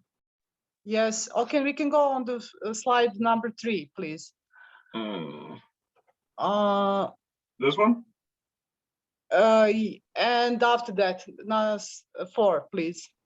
Yes, and yes, because due to the COVID pandemic, and as we could not reach the target group due to the pandemic situation, we had to change our idea. So we decided to do some creative workshops that popularly called art and crafts, or painting, collage, etc., etc., and maybe to be more creative in the topics, and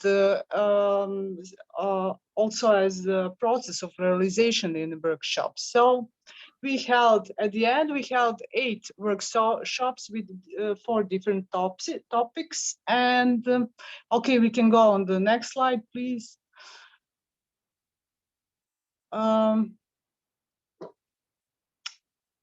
Yes, there were 6 workshops were held during the October 2020. And the workshops were attended by refugee and migrant children and teenagers aged 6 to 70. They were residents in asylum center in Belgrade. And the workshops were held by facilitators and culture mediator. And the first workshop was emotional intelligence, about emotional intelligence. Can you move on next, please? Do you want me to go longer? On the next slide, please. This one? The next one, Next one, please. Next one? Yes, slide, next one. Next one? Maybe to skip, you're not changing slides. Okay, I was changing slides on my computer. Which slide did you want? Now we see. Okay, before that, please. Yeah, so this one. Yes, that one. Yes, that was the first workshop held on October 2020 and November, and no, that was in October 2020, and Asylum Center in Belgrade. This workshop started with interactive quiz, emotional intelligence, followed by open discussion of participants about emotion, how hard is to understand them, to communicate them, or hide them. And after that, they create masks which are presenting emotion they are carrying around and emotion they hide or represent. And the workshops was attended by 7 participants, 5 children refugees, 1 program facilitator, and 1 culture manager. Okay, the next one was bracelets of friendship. And yes, thank you.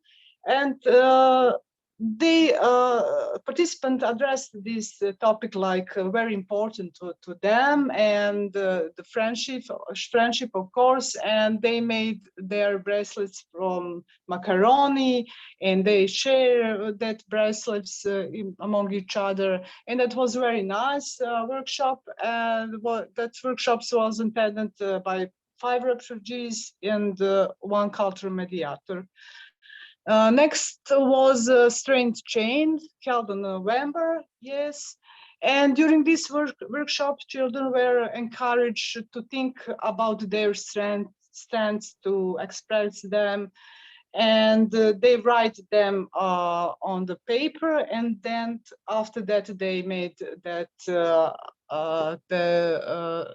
the strength chain of that papers, and the children reacted positively and seemed to be enjoying the process as well as the end of results. And there were 8 participants, 1 cultural mediator, 2 facilitators, and 5 children. The last workshop was held in November, also Krnjača Asylum Center in Belgrade. And during this workshop, Through My Lens, that was very interesting workshop. During this workshop, we talked to the children about how each of us has their own perspective about the world. And how we all see differently world from each other. We encourage them to explore together how different perspectives look like through different lenses. And then we help them to, they made their own binoculars through which they were able to observe things around them and record it with the telephone camera. Later on, we watched together and what they record, and that was really interesting. The children liked the idea to make their own video on how looks their perspective of world. And the workshop were attended by 7 participants, 4 children and 3 cultural mediator. After we record all this process, all these workshops, and we made 4 short films about all process. And maybe we can watch, I don't know if we have time enough, that's very short, I think 1 minute. If you can play it. You probably don't have the audio, right?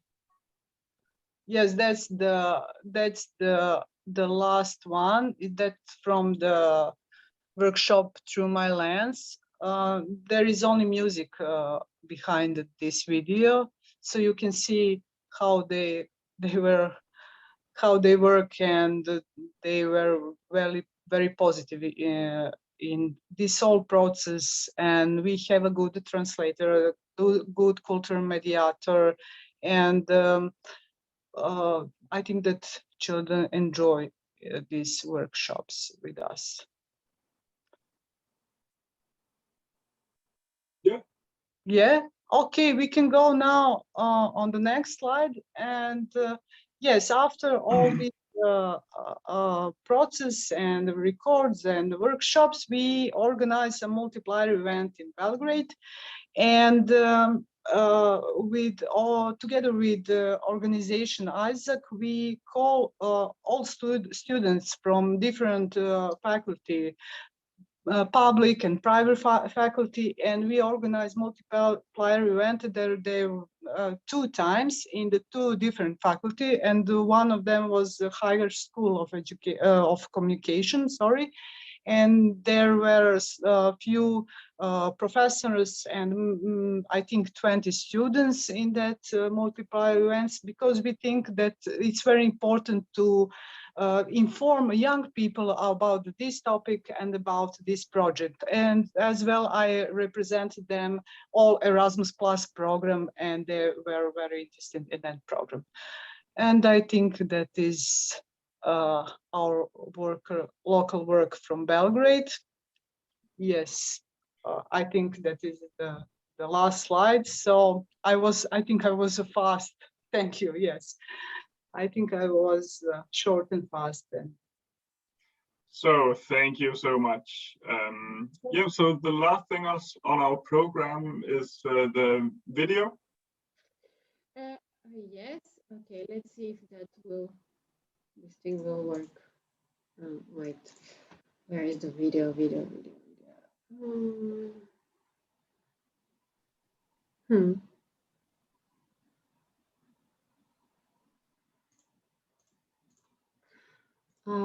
Okay, strangely, I cannot share it. Okay.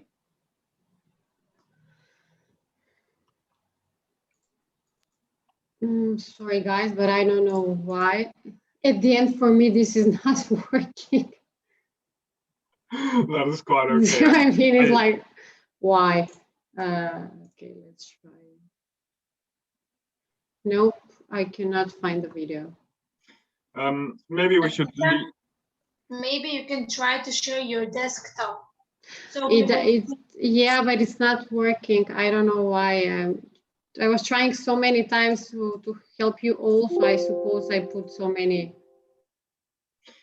I mean, we are getting quite close to the official end of our program as well. This is not happening.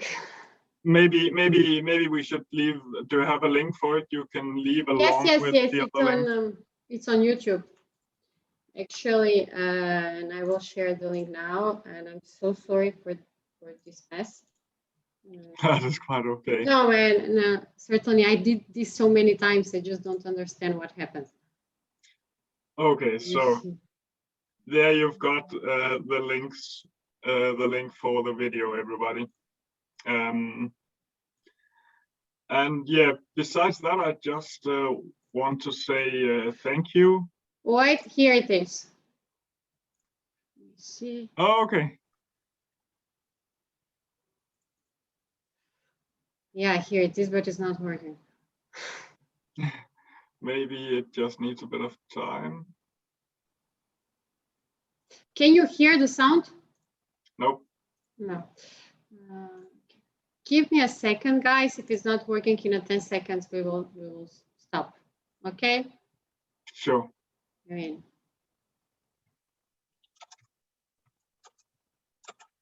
let's try with YouTube. And now? Yeah, now we see it.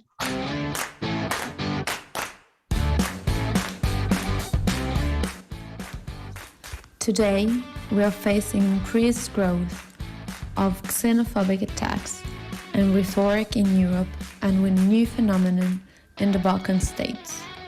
As of 2018, the Balkan countries are experiencing a new influx of refugees from Africa and the Middle East, and corresponding increase in asylum applications. This is why, through Impact Project, partners from EU and Western Balkan countries strive to build a better understanding, tolerance and solidarity between refugees and European public to prevent radicalization and creation of otherness on both sides. The main goal of Impact Inclusion Matters using performing arts towards cohesion and tolerance is to foster social inclusion by developing art strategies, techniques and methodologies which target refugees and citizens at local level. This project will contribute to foster social inclusion by promoting active participation, cohesion, tolerance and respect of human rights.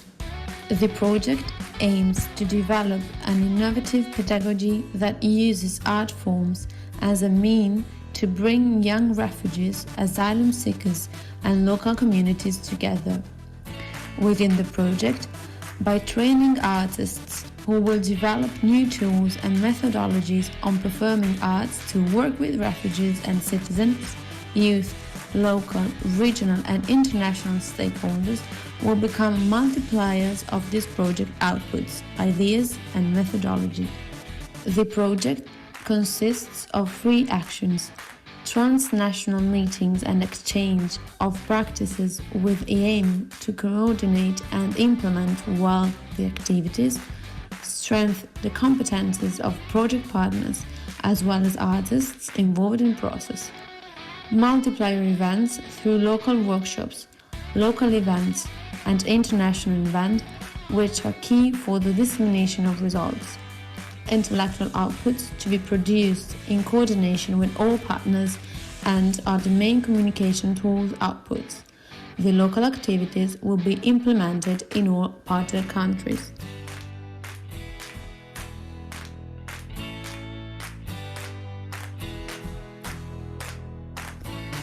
The idea of performing arts changes in different cultures and countries. So does the taste for each form of art.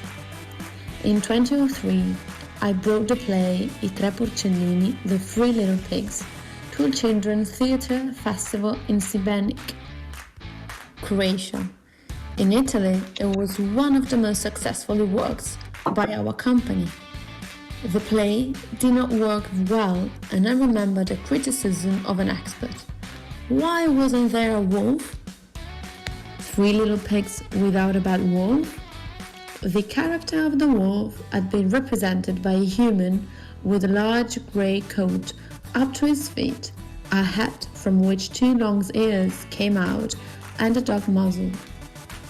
Under the brim of the hat, there were 2 red lights shining.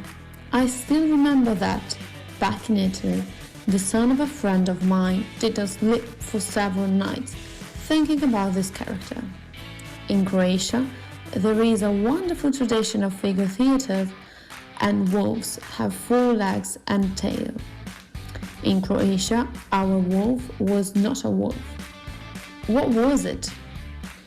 There were not enough elements to make the leap from one culture to another. There was not enough play, because it's the play what we need. We need to create the meaning of the verb to play, asking mechanism for help. In mechanism, play is what it makes to create a backlash between 2 mechanical parts in contact. In English, you can say, we allow some play between the piston and the cylinder wall. The word play, which we use both for children activity and theatre performance, can be useful for this talk. The play is the space between, the condition that allows a dynamic transformation, and it is the activity that allows us to establish the right distance from which we can support a process that makes all the participants active, both refugees and migrants involved, and artists who are dialoguing with their embodied stories.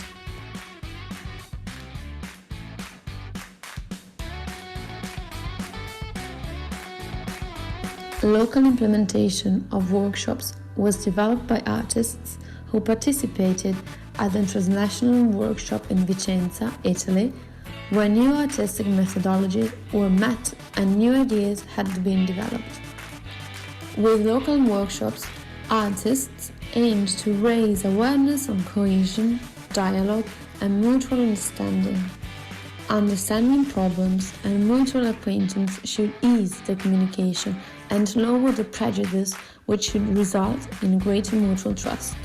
If we build trust, everybody will have an easy time handling the situation they are in. In regards to that, I want to collect as much information as possible, as well as personal stories, which should provide a basis for preparing a theatre play that will testify about a migrant's fate and will keep on contributing to a better understanding of the situation that numerous migrants are going through.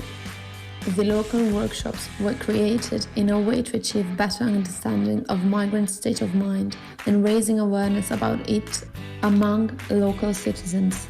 Moreover, the art has been used as a tool to create a protective and expression-welcome atmosphere among migrants, allowing them to socialize and speak out sincerely without reservation and restrictions. Their creative mind, combined with important social aspects, is an important factor for the successful inclusion into society. Hi, I'm Morka. I'm volunteer in LDA Montenegro. Before this workshop, I had many prejudices about migrants, but after this, my opinion changed. But after this experience, I realized they are people like us, and that they don't have a place to call it home. And despite of that, they were spreading positivity, and I wish them all the best. I'm Jovan and I'm volunteer in LDA Montenegro. Before this workshop, I have different opinion about migrants. I was scared of them and their reactions. Now I realize that they are just normal people who are looking for a better life, and I really hope that they will find it. Raising awareness, accepting diversity, working on cohesion and mutual understanding helps acknowledge every little step with an integration process, which is also an important factor for the project aim. I believe that acquainting, teamwork and communication establishing can build good, even friendly relations. Such a kind of activities makes a difference in local society, as well as perspectives, perceptions and feelings on the society, such as building a mentality where everyone matters. As the pre-workshop stage, artists were quite neutral in expressing to expectation of the difficulties during implementation of the local workshops due to the different backgrounds of participants, language barriers, and potentially communication issues. However, all the artists are also common in approaching such difficulties, which are using techniques to overcome possible conflicts, discussions, and monitoring or evaluating time with participants during and after the workshop.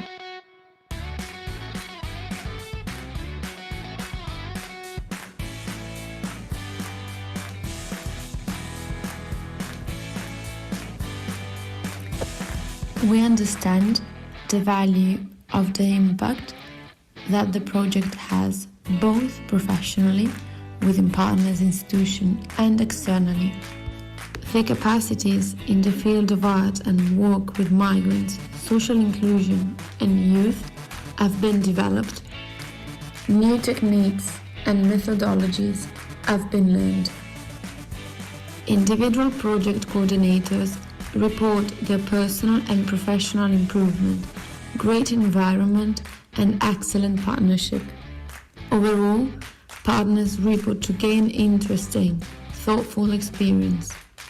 On the other side, sharing good practices among partners. Being involved in the artistic world through workshops, partners were able to gain new ideas and methodologies approaching local communities.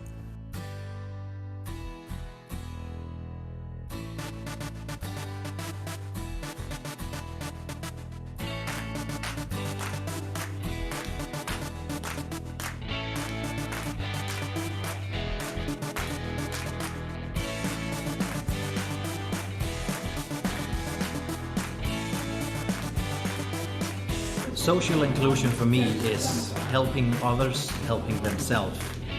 What I hope to get out of this workshop is how can we motivate others to help themselves.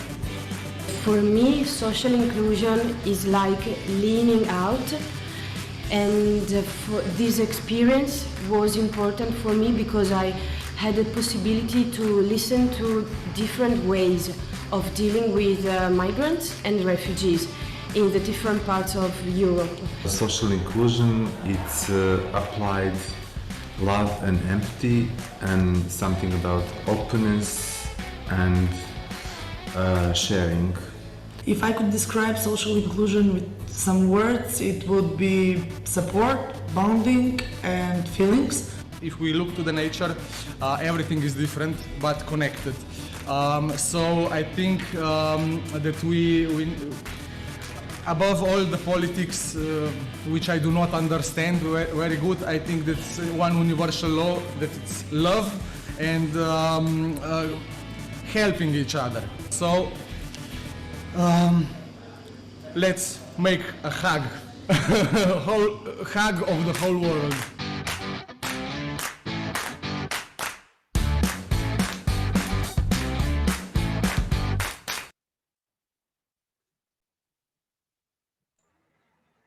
Okay, thank you. So that's it. I suppose that brought some memories back when you were organizing the activities. Oh, sorry. Oh no. I think it's on my end. Yeah, I forgot that. The YouTube still working. So I think we can conclude now. No. Yeah, we can. So thank you very much for sharing the video. It was so great. So for the closing remarks, I'd just like to say thank you everyone for attending. It's been a huge pleasure for us here at the partnership. We've really worked hard and we've enjoyed working on this project for the last couple of years. So thank you everyone for attending, and I just want to say that Katika is going to leave the link for the methodology once more in the chat. And please keep your eyes open on our social media, because we're going to leave links there as well. So yeah, thank you for being here, everyone, and have a very nice afternoon this Thursday. Thank you. Thank you. Thank you all. Bye, everybody. everyone. Bye. Bye.